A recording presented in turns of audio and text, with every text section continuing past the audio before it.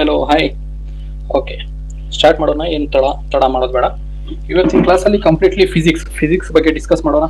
So ಕ್ಲಾಸನ್ನು start ಮಾಡೋದ್ರ ಮೊದಲು ನಿಮ್ಗೆಲ್ರಿಗೂ ಇದು ನೋಟ್ಸ್ ಸಿಕ್ಕಿರಬೇಕು. ಎಲ್ರಿಗೂ ನೋಟ್ಸ್ ಕಳಿಸಿದ್ದೀನಿ.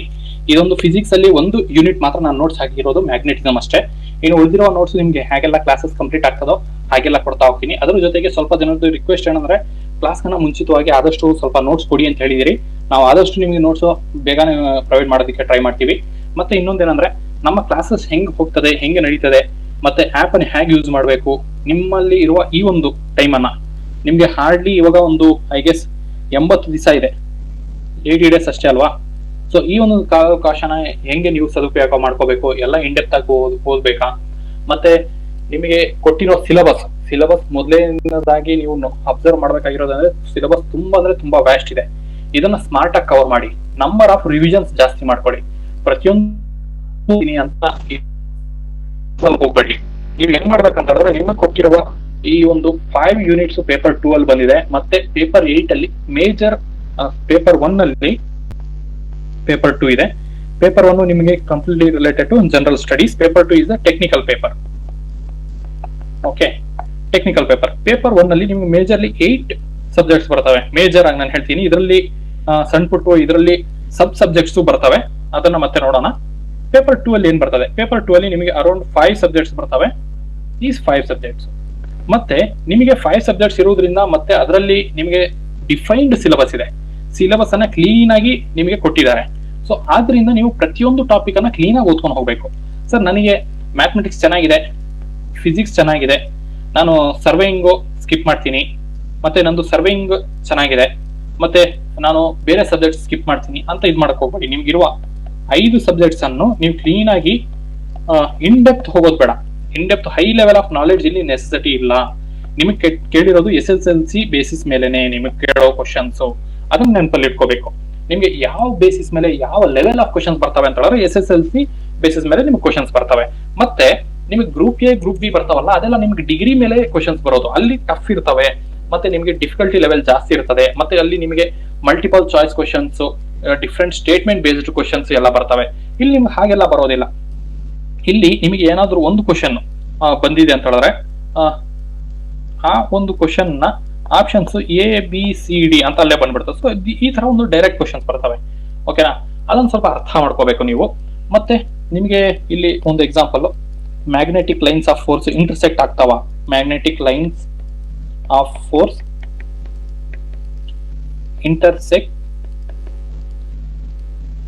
intersects each other. ಇದರಲ್ಲಿ yes, no, sometimes, never ಅಂತ ಈ ತರ ಡೈರೆಕ್ಟ್ ಕ್ವಶನ್ಸ್ ಕೊಡ್ತಾರೆ. ಸೊ ಇದರಲ್ಲಿ ಒಂದು ಸ್ವಲ್ಪ ಸ್ಮಾರ್ಟ್ ಆಗಿರ್ಬೇಕು. Never, they will never. Yes, magnetic lines of force intersects each other ಅಂತ ಕ್ವಶನ್ ಕೇಳಿದ್ರೆ ಅದು ಎಸ್ ಇಂಟರ್ಸೆಕ್ಟ್ ಆಗ್ತಾವ ಇಲ್ಲವಾ, ಟೈಮ್ಸ್ ಆಗ್ತಾವ, ಇಲ್ಲಾಂದ್ರೆ ಆಗೋದೇ ಇಲ್ವಾ ಅಂತ ಹೇಳಿದ್ರೆ ಇಲ್ಲಿ ನೋಡಿ, ಇವು ನೋ ಅಂತ ಆನ್ಸರ್, ಅವು ಇಂಟರ್ಸೆಕ್ಟ್ ಆಗೋದಿಲ್ಲ. ಬಟ್ ಇದಕ್ಕನ್ನ ನಿಮಗೆ ಒಂದು ಸ್ಟ್ರಾಂಗ್ ಆನ್ಸರ್ ಯಾವುದು ಅಂತ ಹೇಳಿದ್ರೆ, ಇನ್ನ ಸೂಟಬಲ್ ಆನ್ಸರ್ ಯಾವುದು ಅಂತ ಹೇಳಿದ್ರೆ never, they will never intersect each other. ಇದು ನಿಮ್ಮ ಡೆಫಿನೇಷನ್ ಅಲ್ಲೇ ಬಂದ್ಬಿಡ್ತದೆ. ಸೊ ಅದಕ್ಕೆ ನೀವು ಇದನ್ನ ಸೆಲೆಕ್ಟ್ ಮಾಡಬೇಕು. ಈ ತರಹ ನಿಮಗೆ ಕ್ವಶನ್ಸ್ ಬರ್ತವೆ. ಅದೇ ನಿಮಗೆ ಒಂದು group A group B level ಅಲ್ಲಿ ಬಂದ್ರೆ ನಿಮಗೆ ಆಪ್ಷನ್ಸ್ ಅಲ್ಲೇ 1, 2 ಕರೆಕ್ಟಾ, ಮತ್ತೆ 2, 3 ಕರೆಕ್ಟಾ, ಮತ್ತೆ ಸಿ ಅಲ್ಲಿ 1, 2, 3 ಕರೆಕ್ಟಾ, ಅಥವಾ ಆಲ್ ದ ಎಬೋ ಕರೆಕ್ಟಾ, ಈ ತರ ಕ್ವಶನ್ಸ್ ಬರ್ತವೆ. ಸೊ ಈ ತರ ಕ್ವಶನ್ಸ್ ನಿಮಗೆ ಬರೋದಿಲ್ಲ. ಓಕೆನಾ, ಇದು ನಿಮಗೆ group A, B, KS, PSI. ಇವಾಗ PSI ಇದು ಒಂದು ಸ್ವಲ್ಪ ಕಾಂಪಿಟೇಷನ್ ಲೆವೆಲ್ ಜಾಸ್ತಿ ಆಗಿರೋದ್ರಿಂದ ಇಲ್ಲೂ ಟಫ್ನೆಸ್ ಲೆವೆಲ್ ಜಾಸ್ತಿ ಆಗಿದೆ. ಬಟ್ ಇಲ್ಲಿ ನಿಮಗೆ ಡೈರೆಕ್ಟ್ ಕ್ವಶನ್ಸ್ ಬರೋದ್ರಿಂದ ಇದಕ್ಕೆ ಈ ತರದ ಕ್ವಶನ್ಸ್ಗೆ ಏನ್ ಸರ್ ಡಿಫ್ರೆನ್ಸ್ ಅಂತ ಹೇಳಿದ್ರೆ, ನಿಮಗೆ major difference question paper tough ಆಗಿ ಬಂತಾ, ಕಟ್ ಆಫ್ ಕಡಿಮೆ ಆಗ್ತದೆ. ಮೇಜರ್ಲಿ ನಿಮಗೆ 50 to 60% ಆಫ್ ದ ಮಾರ್ಕ್ಸ್ ನಿಮಗೆ ಟೋಟಲ್ 100 ಅಲ್ಲಿ ನೀವು ತೆಗೆದ್ರೆ ಇಲ್ಲಿ ನೀವು ವಿನ್ ಆಗ್ತೀರಿ. ಬಟ್ ಅದೇ ಟೈಮು ನಿಮ್ಮ ಲ್ಯಾಂಡ್ ಸರ್ವೇಯರ್, ಇದೊಂದು KS ಎಕ್ಸಾಮ್ ಅನ್ಕೊಳ್ಳಿ. ಲ್ಯಾಂಡ್ ಸರ್ವೇಯರ್ ಅಲ್ಲಿ ಹೆಂಗಿರ್ತದೆ ಅಂತ ಹೇಳಿದ್ರೆ ನಿಮಗೆ ಡೈರೆಕ್ಟ್ ಕ್ವಶನ್ಸ್ ಇರ್ತವೆ. ಆವರೇಜ್ ಲೆವೆಲ್ ಕ್ವಶನ್ಸ್ ಇರ್ತವೆ. ಹಾಗಂತ ಹೇಳ್ಬಿಟ್ಟು ಆ ತರ ಸಿಲ್ಲಿ ಕ್ವಶನ್ಸ್ ಎಲ್ಲ ಕೇಳಕ್ ಹೋಗೋದಿಲ್ಲ. ಯಾಕಂದ್ರೆ ಈ ಸತಿ ನಿಮ್ಗೆ ಕಾಂಪಿಟೇಷನ್ ಲೆವೆಲ್ ಜಾಸ್ತಿ ಇದೆ. ನಿಮ್ಗೆ ಇಂಜಿನಿಯರಿಂಗ್ ಅವರು, ಡಿಪ್ಲೊಮಾ ಅವರು, BSc ಅಗ್ರಿ ಅವರು, ಮತ್ತೆ ನಾರ್ಮಲ್ BSc ಮಾಡಿರೋರವ, ಅದರಲ್ಲಿ ನಿಮಗೆ physics, mathematics, computer science, information technology ಇವರೆಲ್ಲರೂ ಕಾಂಪಿಟೇಷನ್ ಕೊಡೋದ್ರಿಂದ ನಿಮ್ಗೆ ಆವರೇಜ್ ಅಥವಾ ಎಬೋ ಆವರೇಜ್ ಡೈರೆಕ್ಟ್ ಕ್ವಶನ್ಸ್ ಇರೋದು ನಿಮಗೆ. ಓಕೆ, ಆದ್ರಿಂದ ನೀವು ನಿಮ್ಮ ಪ್ರಿಪರೇಷನ್ ಲೆವೆಲ್ ಇದೇ ತರ ಇರಬೇಕು. ನೀವು ಈ ತರ ಪ್ರಿಪೇರ್ ಮಾಡ್ತೀವಿ ಸರ್ ಅಂತ ಹೇಳಿದ್ರೆ ಮಾಡಿ, but it is of no use. ಓಕೆನಾ, ನಿಮಗೆ ಏನ್ ಬೇಕು ಅದನ್ನ ಮಾತ್ರ ಮಾಡ್ಕೋಬೇಕು. ಈ ತರ ಮಾಡಿದ್ರು ಏನು ತಪ್ಪಿಲ್ಲ, ಬಟ್ ಈ ತರ ಮಾಡೋದಕ್ಕೆ ನಿಮ್ಗೆ ಮಿನಿಮಮ್ 1 to 1.5 year ನಿಮ್ಗೆ ಟೈಮ್ ಬೇಕು. ಸೊ ನಿಮ್ಮ ಹತ್ರ ಅಷ್ಟೊಂದು ಟೈಮ್ ಇದೆಯಾ? Definitely not. ಆದ್ರಿಂದ ನೀವು ಈ ಒಂದು 80 days, ಒಂದು 75 to 80 days ಅನ್ನ ಹೇಗೆ ಕರೆಕ್ಟ್ ಆಗಿ ನೀವು ಯೂಟಿಲೈಸ್ ಮಾಡ್ಕೋಬಹುದು ಅಂತ ಹೇಳಿದ್ರೆ, ನೀವು ಇದರಲ್ಲಿ ಫಸ್ಟ್ ಸಿಲೆಬಸ್ ಅನ್ನ ಕ್ಲೀನ್ ಆಗಿ ಓದ್ಕೊಳ್ಳಿ. ಓಕೆ, ನಿಮಗೆ ಸಿಲೆಬಸ್ ಡಿಕೋಡೆಡ್ ಸಿಲೆಬಸ್ ಕಾಪಿ ಕೊಟ್ಟಿದೀವಿ, ಇದೆಯಾ? ಇಫ್ ನಿಮ್ಗೆ ಎಲ್ರಿಗೂ ಸಿಕ್ಕಿದ್ರೆ ಎಸ್ ಅಂತ ಹೇಳಿ, ಇಲ್ಲಾಂದ್ರೆ ನೋ ಅಂತ ಹೇಳಿ. ನೋ ಅಂತ ಹೇಳಿದ್ರೆ ನಾನು ಗ್ರೂಪ್ ಅಲ್ಲಿ ಮತ್ತೆ ಹಾಕಕ್ ಹೇಳ್ತೀನಿ. ಆ ಒಂದು ಡಿಕೋಡೆಡ್ ಸಿಲೆಬಸ್ ಅನ್ನ ಡೌನ್ಲೋಡ್ ಮಾಡ್ಕೊಳ್ಳಿ. ಓಕೆ, ಪೇಪರ್ 1, ಪೇಪರ್ 2 ಕ್ಲಿಯರ್ ಆಗಿ ಒಂದು ಡಿಕೋಡೆಡ್ ಸಿಲೆಬಸ್ ಕೊಟ್ಟಿದೀವಿ. ಪೇಪರ್ 1 ಸಹ ಕೊಡ್ತೀವಿ ಡಿಕೋಡೆಡ್ ಸಿಲೆಬಸ್. ಸೊ ಈ ಡಿಕೋಡೆಡ್ ಸಿಲೆಬಸ್ ಇಟ್ಕೊಂಡ್ರೆ ನಿಮ್ಗೆ ಯಾವ ಪಾಯಿಂಟ್ಸ್ ಅನ್ನ ಕವರ್ ಮಾಡಿದೀವಿ, ಯಾವ ಪಾಯಿಂಟ್ಸ್ ಅನ್ನ ಕವರ್ ಮಾಡಿಲ್ಲ, ಸಬ್ಜೆಕ್ಟ್ಸ್ ಅನ್ನ, ಸಬ್ ಟಾಪಿಕ್ಸ್ ಅನ್ನ ಕವರ್ ಮಾಡಿದೇವಾ ಇಲ್ವಾ ಅಂತ ಪ್ರತಿಯೊಂದು ನಿಮ್ಗೆ ಐಡಿಯಾ ಬರ್ತದೆ. ಸೊ ನೀವು ಇವಾಗ ಒಂದು ಟಾಪಿಕ್ ಎತ್ಕೊಂಡು, ಇವಾಗ ಮ್ಯಾಗ್ನೆಟಿಸಮ್ ಎತ್ಕೊಂಡು ಓದ್ತಿದ್ದೀರಾ ಅಂತ ಹೇಳಿದ್ರೆ, ಮ್ಯಾಗ್ನೆಟಿಸಮ್ ನಿಮಗೆ ಸಿಲೆಬಸ್ ಅಲ್ಲಿ ಏನೇನು ಕೊಟ್ಟಿದ್ದಾರೆ ಇಲ್ಲಿ ನೋಡಿ. ನ್ಯಾಚುರಲ್ ಮ್ಯಾಗ್ನೆಟ್ಸ್ ಅಂದ್ರೆ ಏನು, ಆರ್ಟಿಫಿಷಿಯಲ್ ಮ್ಯಾಗ್ನೆಟ್ಸ್ ಅಂದ್ರೆ ಏನು, properties of magnets, magnetic field, detection of and the presence of magnetic field, magnetic substances ಏನು, ಮತ್ತೆ ನಿಮಗೆ ನಾನ್ ಮ್ಯಾಗ್ನೆಟಿಕ್ ಸಬ್ಸ್ಟೆನ್ಸ್ ಅಂದ್ರೆ ಏನು, ಇದರಲ್ಲಿ ಟೈಪ್ಸ್ ಇದು, ಡಯಾಮ್ಯಾಗ್ನೆಟಿಕ್ ಅಂದ್ರೆ ಏನು, ಪ್ಯಾರಾಮ್ಯಾಗ್ನೆಟಿಕ್ ಅಂದ್ರೆ ಏನು, ಫೆರೋಮ್ಯಾಗ್ನೆಟಿಕ್ ಅಂದ್ರೆ ಏನು, ಮತ್ತೆ ಪ್ರಿಪೇರಿಂಗ್ ಮ್ಯಾಗ್ನೆಟ್ಸ್ ಅನ್ನು ಹೇಗೆಲ್ಲ ಪ್ರಿಪೇರ್ ಮಾಡಬಹುದು, ಮೆಕ್ಯಾನಿಕಲ್ ಮೆಥಡ್ಸ್ ಅನ್ನು ಹೇಗೆಲ್ಲ ಯೂಸ್ ಮಾಡಬಹುದು, ಇದರಲ್ಲಿ ಡಿಫ್ರೆಂಟ್ ಮೆಕ್ಯಾನಿಕಲ್ ಮೆಥಡ್ಸ್ ಅನ್ನ ನೋಡೋಣ, ಮತ್ತೆ ಎಲೆಕ್ಟ್ರಿಕಲ್ ಮೆಥಡ್ಸ್ ಅನ್ನ ನೋಡೋಣ, ಮತ್ತೆ ಮ್ಯಾಗ್ನೆಟ್ಸ್ ಅನ್ನ ಎಲ್ಲೆಲ್ಲ ಯೂಸ್ ಮಾಡ್ತಾರೆ. This is the syllabus of your magnetism ಅಲ್ವಾ. ಸೊ ಇದರಲ್ಲಿ ನೀವು ಪ್ರತಿಯೊಂದು ಪಾಯಿಂಟ್ ಅನ್ನ ಒಂದ್ ಸ್ವಲ್ಪ ನೀವು ನೋಡ್ಕೊಂಡು ಹೋಗ್ಬೇಕು. ಇದರಲ್ಲಿ ನಾನು ಇನ್ ಡೆಪ್ತ್ ಹೋಗ್ತೀನಿ ಸರ್ ಅಂತ ಹೇಳಿದ್ರೆ ಅದು ನಿಮ್ಗೆ ಯೂಸ್ ಆಗೋದಿಲ್ಲ. ಯಾಕೆಂದ್ರೆ ನಿಮ್ಗೆ ಎಲ್ಲೇ ಒಂದಾಗ್ಲಿ ನಿಮಗೆ ನ್ಯಾಚುರಲ್ ಮ್ಯಾಗ್ನೆಟ್ಸ್ ನ ಒಂದು ಥಿಯರಿ ಬರೀರಿ ಅಂತ ನಿಮ್ಗೆ ಕೇಳೋದಿಲ್ಲ. ಥಿಯರಿ ಬರೀರಿ ಅಂತ ನಿಮ್ಗೆ ಡಿಸ್ಕ್ರಿಪ್ಟಿವ್ ಟೈಪ್ ಆಫ್ ಪೇಪರ್ ಅಂತ ಹೇಳಿದ್ರೆ KSL ಮೈನ್ಸ್ ಅಲ್ಲಿ ಬರೀತೀವಲ್ಲ ನಾವು, ಈ ತರ ಬರೆಯೋ ಪೇಪರ್ ಬಂದ್ರೆ ನಿಮಗೆ ಇನ್ ಡೆಪ್ತ್ ನಾಲೆಡ್ಜ್ ಬೇಕಾಗಿರ್ತದೆ. ಬಟ್ ಇಲ್ಲಿ ನಿಮ್ಗೆ ಇನ್ ಡೆಪ್ತ್ ನಾಲೆಡ್ಜ್ ನೀವು ಮಾಡಕ್ ಹೋದ್ರೆ ಒನ್ ಆರ್ ಅದರ್ ಸಬ್ಜೆಕ್ಟ್ ನಿಮಗೆ ತಪ್ಪೋಗ್ತದೆ. ಒನ್ ಆರ್ ಅದರ್ ಸಬ್ಜೆಕ್ಟ್ ತಪ್ಪೋದ್ರೆ ಏನ್ ಸರ್ ಏನು ಅಷ್ಟೊಂದು ಎಫೆಕ್ಟ್ ಆಗ್ತದ ಅಂತ ಹೇಳಿದ್ರೆ 100% ನೀವು ಔಟ್ ಆಫ್ ದ ಲಿಸ್ಟೇ ಆಗ್ಬಿಡ್ತೀರಿ. ಇದಕ್ಕೆ ಒಂದು ಎಕ್ಸಾಂಪಲ್ ಕೊಡ್ತೀನಿ. ಹೆಂಗೆ ಅಂತ ಹೇಳಿದ್ರೆ, ನಿಮಗೆ ಪೇಪರ್ 2 ಅಲ್ಲಿ ಈ 5 ಸಬ್ಜೆಕ್ಟ್ಸ್ ಇದಾವಲ್ಲ, ಇದರಲ್ಲಿ ಕ್ಲೀನ್ ಆಗಿ ಡಿಫೈನ್ ಮಾಡಿಬಿಟ್ಟಿದ್ದಾರೆ ಸಿಲೆಬಸ್. ಇಲ್ಲಿಂದ ಒಂದು 40%, ಫಿಸಿಕ್ಸ್ ಇಂದ ಒಂದು 10%, ಸರ್ವೇಯಿಂಗ್ ಇಂದ ಒಂದು 20%, ಇಲ್ಲಿಂದ ಒಂದು 20%, ಇಲ್ಲಿಂದ ಒಂದು 10% ಅಂತ. ಸೊ ಈ ಒಂದು 5th ಸಬ್ಜೆಕ್ಟ್ ಅನ್ನ ನೀವು ನೆಗ್ಲೆಕ್ಟ್ ಮಾಡ್ತೀರಾ ಅಂದ್ರೆ 10 ಕ್ವಶನ್ಸ್ ನಿಮ್ಗೆ ಹೋಯ್ತು. ಅಟ್ಲೀಸ್ಟ್ ನೀವು ಅದನ್ನ ಕ್ಲೀನ್ ಆಗಿ ನೋಡ್ಕೊಂಡ್ ಬಂದ್ರೆ ಇಲ್ಲಿಂದ ಒಂದು 3 ರಿಂದ 4 ಕ್ವಶನ್ಸ್ ಆದ್ರೂ ನೀವು ಕರೆಕ್ಟ್ ಮಾಡುವ ಸಾಧ್ಯತೆಗಳು ಇರ್ತವೆ. ಓಕೆ, ಅದನ್ನ ನೆನಪಲ್ಲಿ ಇಟ್ಕೊಳ್ಳಿ. ಪ್ರತಿಯೊಂದು ಟಾಪಿಕ್ ಅನ್ನ ಫಸ್ಟ್ ಕ್ಲೀನ್ ಆಗಿ ಕವರ್ ಮಾಡಬೇಕು. ಇನ್ ಡೆಪ್ತ್ ನೆಸೆಸಿಟಿ ಇಲ್ಲ, ಟಚ್ ಮಾಡ್ಕೊಂಡು ಹೋಗಿ. ಪ್ರತಿಯೊಂದು ಟಾಪಿಕ್ ಅನ್ನ, ಪ್ರತಿಯೊಂದು ಸಬ್ಜೆಕ್ಟ್ ಅನ್ನ ಟಚ್ ಮಾಡ್ಕೊಂಡು ಹೋಗಿ. ಓಕೆ, ಪ್ರತಿಯೊಂದು ಸಬ್ಜೆಕ್ಟ್ ಅನ್ನ ಟಚ್ ಮಾಡ್ಕೊಂಡು ಹೋಗ್ತೀರಿ. ನಿಮಗೆ ಪ್ರತಿಯೊಂದು ಸಬ್ಜೆಕ್ಟ್ ಅಲ್ಲೂ ಒಂದು 3 to 4 ಕ್ವಶನ್ಸ್. ಎಕ್ಸಾಂಪಲ್ 10 ಕ್ವಶನ್ಸ್ ಅಲ್ಲಿ, ಎಕ್ಸಾಂಪಲ್ ಇವಾಗ ಫಿಸಿಕ್ಸ್ ತಗೊಳ್ಳೋಣ. ಫಿಸಿಕ್ಸ್ ಅಲ್ಲಿ ನಿಮ್ಗೆ 10% ವೇಟೇಜ್ ಕೊಟ್ಟಿರೋದು. 10% ಅಂದ್ರೆ ಏನು? 10 ಕ್ವಶನ್ಸ್. ಸೊ ಇದರಲ್ಲಿ ನಿಮ್ಗೆ ಯಾವ ಟೈಪ್ ಕ್ವಶನ್ಸ್ ಬರ್ತವೆ? 3 to 4 ಕ್ವಶನ್ಸ್ ನಿಮ್ಗೆ ಈಸಿ ಲೆವೆಲ್ ಡೈರೆಕ್ಟ್ ಕ್ವಶನ್ಸ್ ಬರ್ತವೆ. ಈಸಿ ಅಥವಾ ಡೈರೆಕ್ಟ್ ಕ್ವಶನ್ಸ್. ಓಕೆ, ಮತ್ತೆ ನಿಮ್ಗೆ ಒಂದು 3 to 4 ನಿಮ್ಗೆ ಆವರೇಜ್ ಲೆವೆಲ್, ಮತ್ತೆ ಒಂದು 2 to 3 ಅಬವ್ ಅವರೇಜ್, ಮತ್ತೆ ಇಲ್ಲಿ 2 to 3 ನಿಮ್ಗೆ ಟಫ್ ಲೆವೆಲ್. ಸೊ ಇದನ್ನ ನೀವು ಟಾರ್ಗೆಟ್ ಮಾಡಕ್ ಹೋಗ್ಬೇಡಿ. ಇದನ್ನ ನೀವು ಟಾರ್ಗೆಟ್ ಮಾಡಕ್ ಹೋದ್ರೆ ಇಲ್ಲಿರುವ ನಿಮ್ಗೆ 7 ರಿಂದ 8 ಕ್ವಶನ್ಸ್ ಅನ್ನ ನೀವು ಕಳ್ಕೊಂತೀರಿ. ಸೊ ಆದ್ರಿಂದ ನಾನು ಹೇಳೋದಾದ್ರೆ ಪ್ರತಿಯೊಂದು ಸಬ್ಜೆಕ್ಟ್ ಅನ್ನ ಟಚ್ ಮಾಡ್ಕೊಂಡು ಹೋಗಿ. ಈ ಒಂದು ಟಫ್ನೆಸ್ ಲೆವೆಲ್ ಕ್ವಶನ್ ಅನ್ನ ಬಿಟ್ಟೇ ಬಿಡಿ. ಯಾಕೆಂದ್ರೆ ನಿಮಗೆ ಟಾರ್ಗೆಟ್ ಮಾಡಬೇಕಾಗಿರೋದು ನೀವು 60 to 70%. ಓಕೆ, ಜನರಲ್ ಕ್ಯಾಟಗರಿಗೆ ಬಿಲಾಂಗ್ ಮಾಡ್ತೀರಾ, ಅವಾಗ ಒಂದು 75 to 80% ನೀವು ಟಾರ್ಗೆಟ್ ಮಾಡಕ್ಕಾಗ್ತದೆ. ಇಷ್ಟೊಂದು ಮಾಡ್ಕೊಂಡ್ರೆ ಸಾಕು, ನೀವು ಲೀಸ್ಟ್ ಅಲ್ಲಿ ಇರ್ತೀರಿ. ಓಕೆ, ಇನ್ನು ಬೇರೆ ಲೆವೆಲ್, ಇವಾಗ ಗ್ರೂಪ್ ಎ ಅಲ್ಲಿ ನೀವು 50% ಕನ್ನ ಮೇಲೆ ಬಂದ್ರೆ ಸಾಕು. 50 to 55, 60% ಬಂದ್ರೆ ನೀವು ಲೀಸ್ಟ್ ಅಲ್ಲಿ ಇರ್ತೀರಿ. ಓಕೆ, ಇದು ನಿಮಗೆ ಸ್ವಲ್ಪ ಟಫ್ನೆಸ್ ಲೆವೆಲ್ ಕಡಿಮೆ ಇರೋದ್ರಿಂದ ಕಟ್ ಆಫ್ ಜಾಸ್ತಿ ಹೋಗ್ತದೆ. ಸೊ ಆದ್ರಿಂದ you should have to score more.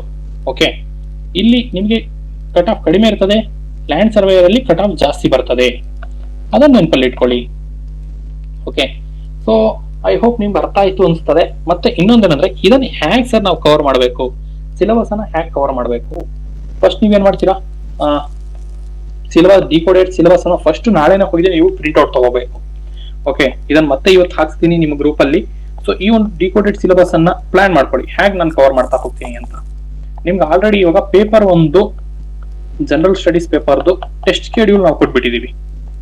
Okay, test schedule ಅಂದ್ರೆ ನಿಮ್ಗೆ ಟೋಟಲ್ ಇವಾಗ 20 ಟೆಸ್ಟ್ಗಳ 20 ಟೆಸ್ಟ್ಗಳ ಸೆಕ್ಷನಲ್ ಟೆಸ್ಟ್ಗಳ ಒಂದು ಟೈಮ್ ಟೇಬಲ್ 20 ಹೇಗಿರ್ತದೆ, ಯಾವ ಡೇಟ್ಗೆ ಇರ್ತದೆ. ಸ್ಟಾರ್ಟಿಂಗ್ ಅಲ್ಲಿ 3 ಡೇಸ್ ಅಲ್ಲಿ ಗ್ಯಾಪ್ ಅಲ್ಲಿ ಕೊಟ್ಟಿದೀವಿ. ಓಕೆ, ನಿಮ್ಗೆ ಸಿಕ್ಕಿಲ್ವಾ ಡಿಕೋಡೆಡ್ ಸಿಲೆಬಸ್? ಓಕೆ, ನಾನು ಹಾಕ್ಸ್ತೀನಿ ಇವತ್ತು. ಓಕೆ, ನಿಮ್ಮ ಗ್ರೂಪ್ ಅಲ್ಲಿ ಹಾಕ್ಸ್ತೀನಿ. 20 ಕ್ವಶನ್ಸ್ 20 ಸೆಕ್ಷನಲ್ ಟೆಸ್ಟ್ಗಳು ನಿಮಗೆ ಟೈಮ್ ಟೇಬಲ್ ಆಲ್ರೆಡಿ ರೆಡಿ ಆಗಿದೆ. ಅದನ್ನು ನಾನು ನಿಮ್ ಗ್ರೂಪ್ ಅಲ್ಲಿ ಹಾಕ್ತೀನಿ. ಅದನ್ನ ಒಂದ್ ಸ್ವಲ್ಪ ಪ್ರಿಂಟ್ ಔಟ್ ತಗೊಳ್ಳಿ, ಇಲ್ಲಾಂದ್ರೆ ನಿಮ್ಮ ಸಾಫ್ಟ್ ಕಾಪಿ ಆದ್ರೂ ಇಟ್ಕೊಂಡ್ರು ಓಕೆ, ತೊಂದರೆ ಇಲ್ಲ. ಮತ್ತೆ ಈ ಒಂದು ಪೇಪರ್ 2 ನ ಡಿಕೋಡೆಡ್ ಸಿಲೆಬಸ್ ಅನ್ನ ತಗೊಂಡು ನಿಮ್ ಜೊತೆಗೆ ಇಟ್ಕೊಂಡಿರ್ಬೇಕು ಇದನ್ನ.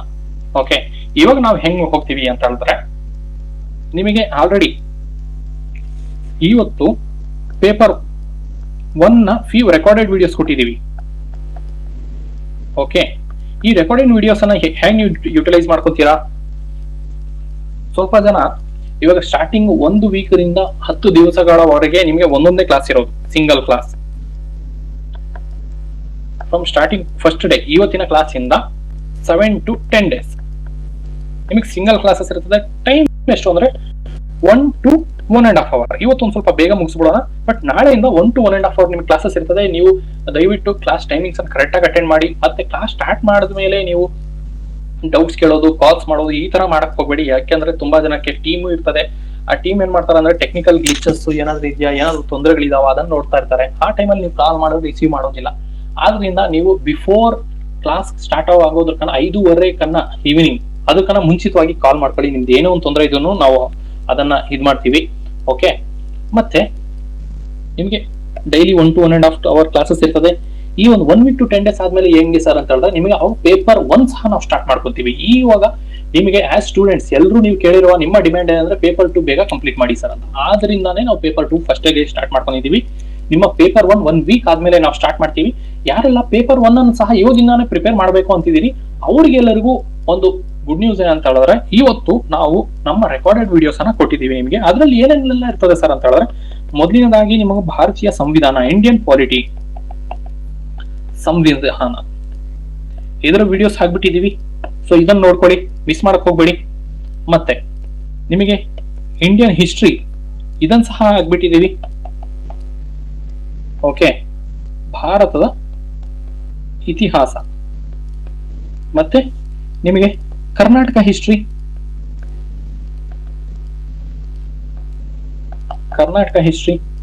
ಕರ್ನಾಟಕದ ಇತಿಹಾಸ, ಮತ್ತೆ ನಿಮಗೆ ಇಂಡಿಯನ್ ಜಿಯೋಗ್ರಫಿ,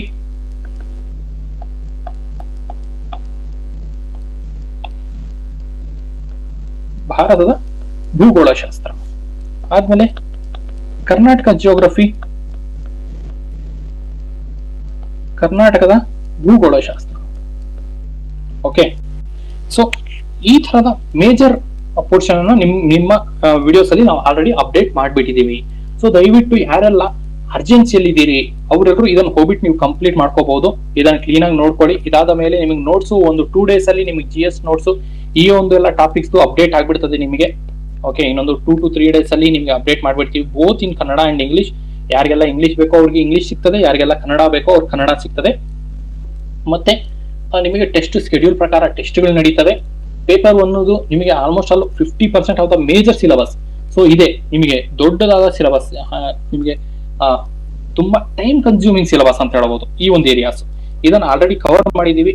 ಸೊ ಆದ್ರಿಂದ ನಿಮ್ಮ ಟೈಮ್ ಅನ್ನ ಇವಾಗಲಿಂದ ದಯವಿಟ್ಟು ವೇಸ್ಟ್ ಮಾಡಕ್ ಹೋಗ್ಬೇಡಿ.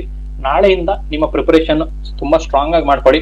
ಮತ್ತೆ ಇನ್ನ ಪೇಪರ್ 1 ಅಲ್ಲಿ ಉಳಿದಿರುವ ಸಿಲೆಬಸ್ ನಿಮಗೆ ಮೇಜರ್ಲಿ ಯಾವ್ದೆಲ್ಲ ಬರ್ತವೆ, ರೂರಲ್ ಡೆವಲಪ್ಮೆಂಟ್ ಆಗಿರ್ಬೋದು, RD, ಮತ್ತೆ ನಿಮ್ಮ ಪಬ್ಲಿಕ್ ಅಡ್ಮಿನಿಸ್ಟ್ರೇಷನ್ ಆಗಿರ್ಬೋದು, ಮತ್ತೆ ಪಂಚಾಯತ್ ರಾಜ್ ಇನ್ಸ್ಟಿಟ್ಯೂಷನ್ಸ್ ಆಗಿರ್ಬೋದು, ಮತ್ತೆ ಕೋಆಪರೇಟಿವ್ಸ್ ಆಗಿರ್ಬೋದು, ಮತ್ತೆ ಕರ್ನಾಟಕ ಡೆವಲಪ್ಮೆಂಟಲ್ ಸ್ಕೀಮ್ಸ್ ಆಗಿರ್ಬೋದು, ಕರ್ನಾಟಕ ಸ್ಕೀಮ್ಸ್ ಡೆವಲಪ್ಮೆಂಟಲ್ ಸ್ಕೀಮ್ಸ್,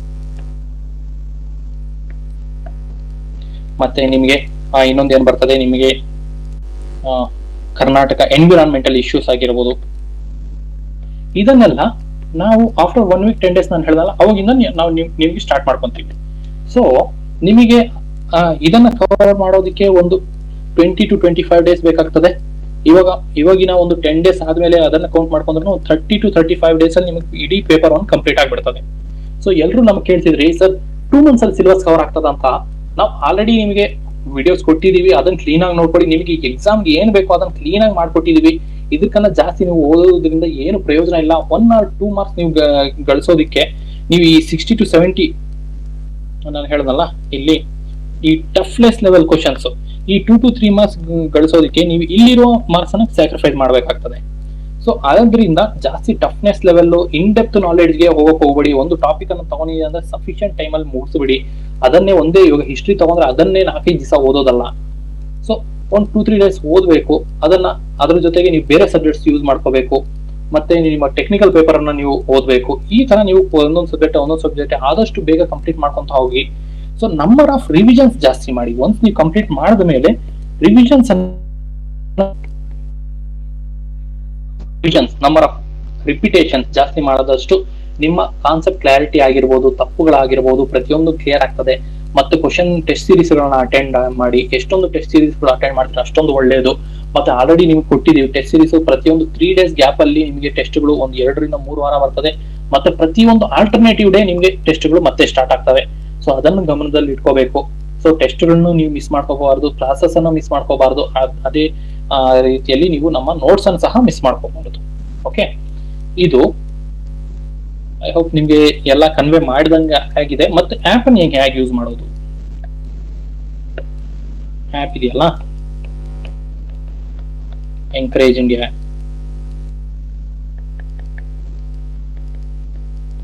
ಅದನ್ನ ಏನ್ ಮಾಡ್ತೀರಿ ನೀವು ಆಪ್ ಅಲ್ಲಿ ನಿಮ್ಗೆ ಯಾರೆಲ್ಲ ಪರ್ಚೇಸ್ ಮಾಡಿದೀರಾ ಕೋರ್ಸ್ ಅವ್ರಿಗೆಲ್ರಿಗೂ ಆಪ್ ಆಕ್ಸೆಸ್ ಕೊಟ್ಟಿದೀವಿ. ನಿಮಗೆ ಲ್ಯಾಂಡ್ ಸರ್ವೇಯರ್ ಆಗಿರ್ಬೋದು, ವಿಲೇಜ್ ಅಡ್ಮಿನಿಸ್ಟ್ರೇಟಿವ್ ಆಫೀಸರ್ಸ್ ಆಗಿರ್ಬೋದು, ಇದರಲ್ಲಿ ನಿಮ್ಗೆ 2 ಪೇಪರ್ಸ್ ಇರ್ತವೆ. ಸೊ ಪೇಪರ್ 1 ಜನರಲ್ ಸ್ಟಡೀಸ್ ಅಂತ ನಿಮಗೆ ಬರ್ತದೆ. ಪೇಪರ್ 2 ಟೆಕ್ನಿಕಲ್ ಪೇಪರ್ ಅಂತ ಬರ್ತದೆ ಫಾರ್ ಲ್ಯಾಂಡ್ ಸರ್ವೇಯರ್. ವಿಒ ನವರಿಗೆ ನಿಮಗೆ ಕಮ್ಯುನಿಕೇಶನ್ ಪೇಪರ್ ಅಂತ ಬರ್ತದೆ. ಓಕೆ, ಯಾರು 2 ಕೋರ್ಸ್ ಅನ್ನು ಪರ್ಚೇಸ್ ಮಾಡಿದೀರಿ ಅವ್ರಿಗೆ 3 ಬ್ಯಾಚಸ್ ಸಿಗ್ತದೆ. ಓಕೆ, ಸೊ ಇದನ್ನ ಏನ್ ಮಾಡ್ತೀವಿ ನೀವು ಜನರಲ್ ಸ್ಟಡೀಸ್ ಪೇಪರ್ ಅನ್ನ ನಿಮಗೆ ಆಪ್ ಅಲ್ಲಿ ಬ್ಯಾಚಸ್ ಹೋದಾಗ ಆಪ್ ಕೆಳಗೆ ನಿಮಗೆ ಬ್ಯಾಚಸ್ ಅಂತ ಕಾಣ್ತದೆ. ಬ್ಯಾಚಸ್ ಮೇಲೆ ಕ್ಲಿಕ್ ಮಾಡಿ ನಿಮಗೆ ಜನರಲ್ ಸ್ಟಡೀಸ್ ಅಂತ ಬರ್ತದೆ. ಮತ್ತೆ ಟೆಕ್ನಿಕಲ್ ಪೇಪರ್ ಅಂತ ಬರ್ತದೆ ಲ್ಯಾಂಡ್ ಸರ್ವೇಯರ್ ಅವರಿಗೆ. ಜನರಲ್ ಸ್ಟಡೀಸ್ ಮೇಲೆ ಕ್ಲಿಕ್ ಮಾಡಿದಾಗ ನಿಮಗೆ ಮೇಲೆ ಸ್ವಲ್ಪ ಐಕಾನ್ಸ್ ಕಾಣ್ಕೊಂತವೆ ಆಪ್ದು. ಇದು ಆಪ್ ಸ್ಕ್ರೀನ್ ಅಂತ ಹೇಳಿದ್ರೆ ಬ್ಯಾಚಸ್ ಇಲ್ಲಿ ಬರ್ತದೆ. ಬ್ಯಾಚಸ್ ಅನ್ನ ಕ್ಲಿಕ್ ಮಾಡಿದ ಮೇಲೆ ಇನ್ನೊಂದು ಸ್ವಲ್ಪ ಐಕಾನ್ಸ್ ಬರ್ತವೆ. ಇದನ್ನ ನೀವು ಲೆಫ್ಟ್ ಸೈಡ್ ತಳ್ಳಬೇಕು. ಲೆಫ್ಟ್ ಸೈಡ್ ತಳ್ಳದಾಗ ನಿಮಗೆ ಲೈವ್ ಕ್ಲಾಸಸ್ ಅಂತ ಬರ್ತದೆ. ಈ ಲೈವ್ ಕ್ಲಾಸಸ್ ಹೋದಾಗ ನಿಮಗೆ ಇಲ್ಲಿ ರೆಕಾರ್ಡೆಡ್ ವಿಡಿಯೋಸ್ ಸಿಗ್ತವೆ. ಇವಾಗ ಕ್ಲಾಸ್ ಮುಗಿದ ಮೇಲೆ ಇದೇ ವಿಡಿಯೋ ನೀವು 1/2 hour to 1 hour ಆದ್ಮೇಲೆ ನೀವು ಹೋಗ್ಬಿಟ್ಟು ಈ ವಿಡಿಯೋ ನೋಡಬಹುದು. ನಿಮ್ಗೆ ಲೈವ್ ಕ್ಲಾಸಸ್ ನೋಡಕ್ ಆಗ್ತಿಲ್ಲ ಅಂತ ಹೇಳಿದ್ರೆ ಒಂದು 1/2 hour 1 hour ನೀವು ಬಿಟ್ಟು ನೀವು ಯಾವಾಗಾದ್ರೂ ನೋಡಬಹುದು. ಓಕೆನಾ? Just you need to have a digital device, mobile ಅಥವಾ ನಿಮ್ಮ ಟ್ಯಾಬ್, ಅದರ ಜೊತೆಗೆ ಪ್ರಾಪರ್ ಇಂಟರ್ನೆಟ್ ಕನೆಕ್ಟಿವಿಟಿ ಇದ್ರೆ ನೀವು ಎಲ್ಲೂ ಬೇಕಾದ್ರೂ ಈ ವಿಡಿಯೋಸ್ ಅನ್ನ ನೋಡಬಹುದು. ಓಕೆ, ಸೊ ರೆಕಾರ್ಡೆಡ್ ವಿಡಿಯೋಸ್ ಅಲ್ಲೇ ವಿತಿನ್ 1/2 hour to 1 hour ಅಲ್ಲಿ ಅಪ್ಡೇಟ್ ಆಗ್ಬಿಡ್ತದೆ. ಓಕೆ, ಈ ತರ ನೀವು ಆಪ್ ಅನ್ನು ಯೂಸ್ ಮಾಡ್ತೀರಿ. ಮತ್ತೆ ನಿಮಗೆ ಸ್ಟಡಿ ಮೆಟೀರಿಯಲ್ ನಿಮಗೆ ಪ್ರತಿಯೊಂದು ಕ್ಲಾಸ್, ಇವಾಗ ಕ್ಲಾಸ್ ಮುಗೀತಾ, ಕ್ಲಾಸ್ ಮುಗಿದ ಮೇಲೆ ನಿಮಗೆ ಸ್ಟಡಿ ಮೆಟೀರಿಯಲ್ ಅಪ್ಡೇಟ್ ಆಗ್ತಾ ಹೋಗ್ತದೆ. ಓಕೆ, ಇನ್ನು ನಿಮ್ಗೆ ಅಡ್ವಾನ್ಸ್ ಬೇಕು ಅಂತ ನೀವು ಕೇಳಿದಿರಿ, ಆದಷ್ಟು ಬೇಗ ನಾವು ಸ್ಟಡಿ ಮೆಟೀರಿಯಲ್ ನ ಕಳ್ಸಕ್ ಟ್ರೈ ಮಾಡ್ತೀವಿ. ಮತ್ತೆ ನಮಗೆ ಎಷ್ಟೊಂದು ಕ್ಲಾಸಸ್ ಬೇಕು ಫಾರ್ ಪೇಪರ್ 2. ಪೇಪರ್ 2ಗೆ ಲ್ಯಾಂಡ್ ಸರ್ವೇಯರ್ ನ ಪೇಪರ್ 2ಗೆ ಎಷ್ಟೊಂದು ಕ್ಲಾಸಸ್ ಬೇಕು. So this is the major question majority of the students are asking. Okay, ಎಷ್ಟೊಂದು ದಿವಸಗಳಲ್ಲಿ ಕ್ಲಾಸಸ್ ಕವರ್ ಮಾಡ್ಕೊಡ್ತೀರಾ ಸರ್ ಅಂತ ನೀವು ತುಂಬಾ ಜನ ಕೇಳ್ತಿದ್ದೀರಿ. ಸೊ ಆದ್ರಿಂದ ನಿಮಗೆ ಇದೊಂದು ಕ್ಲಾಸಲ್ಲಿ ಕ್ಲೀನ್ ಆಗಿ ಎಕ್ಸ್ಪ್ಲೇನ್ ಮಾಡ್ಬಿಡ್ತೀನಿ, ಎಷ್ಟೊಂದು ದಿವಸ ಎಷ್ಟೊಂದು ಟೈಮ್ ಬೇಕಾಗ್ತದೆ ನಮಗೆ ಅಂತ.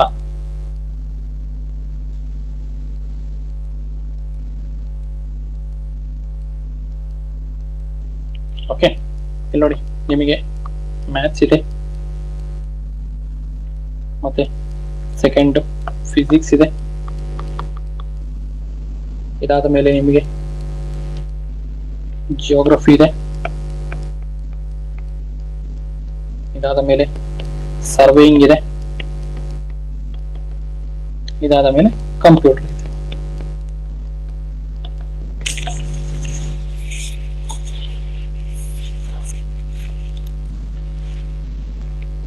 ಸೊ ಇದನ್ನ ಮ್ಯಾಥಮೆಟಿಕ್ಸ್ ನಿಮಗೆ 40% ಆಫ್ ದ ಸಿಲೆಬಸ್ ಕವರ್ ಮಾಡ್ತದೆ, ಫಿಸಿಕ್ಸ್ 10%, ಜಿಯೋಗ್ರಫಿ 10%, ಸರ್ವೇಯಿಂಗ್ 20%, ಮತ್ತೆ ಕಂಪ್ಯೂಟರ್ 20%. ಸೊ ಮ್ಯಾಥಮೆಟಿಕ್ಸ್ ಅಲ್ಲಿ ಅರ್ಥಮೆಟಿಕ್, ಆಲ್ಜಿಬ್ರಾ, ಜಿಯೋಮೆಟ್ರಿ 3 ಇದೆ. ಸೊ ಇದಕ್ಕೆ ಟೋಟಲಿ 14 to 15 ಕ್ಲಾಸಸ್ ಬೇಕಾಗ್ತದೆ. 14 ರಿಂದ 15 ದಿವಸಗಳು. ಈ ಒಂದು ದಿವಸದಲ್ಲಿ ಒಮ್ಮೊಮ್ಮೆ 2 ಕ್ಲಾಸಸ್ ತಗೊಂಡ್ರೆ ಕಡಿಮೆ ಆಗ್ತದೆ. ಓಕೆ, 14 to 15 ಕ್ಲಾಸಸ್ ಅಂತ ಹೋಗೋಣ. ಆದ ಮೇಲೆ ಫಿಸಿಕ್ಸ್ 9 ಕ್ಲಾಸಸ್, ಜಿಯೋಗ್ರಫಿ ಒಂದು 4 ಕ್ಲಾಸಸ್ ಸಾಕು. ಓಕೆ, ಒಂದು ಸೆಕೆಂಡ್ ನಾನು ಬಂದೆ.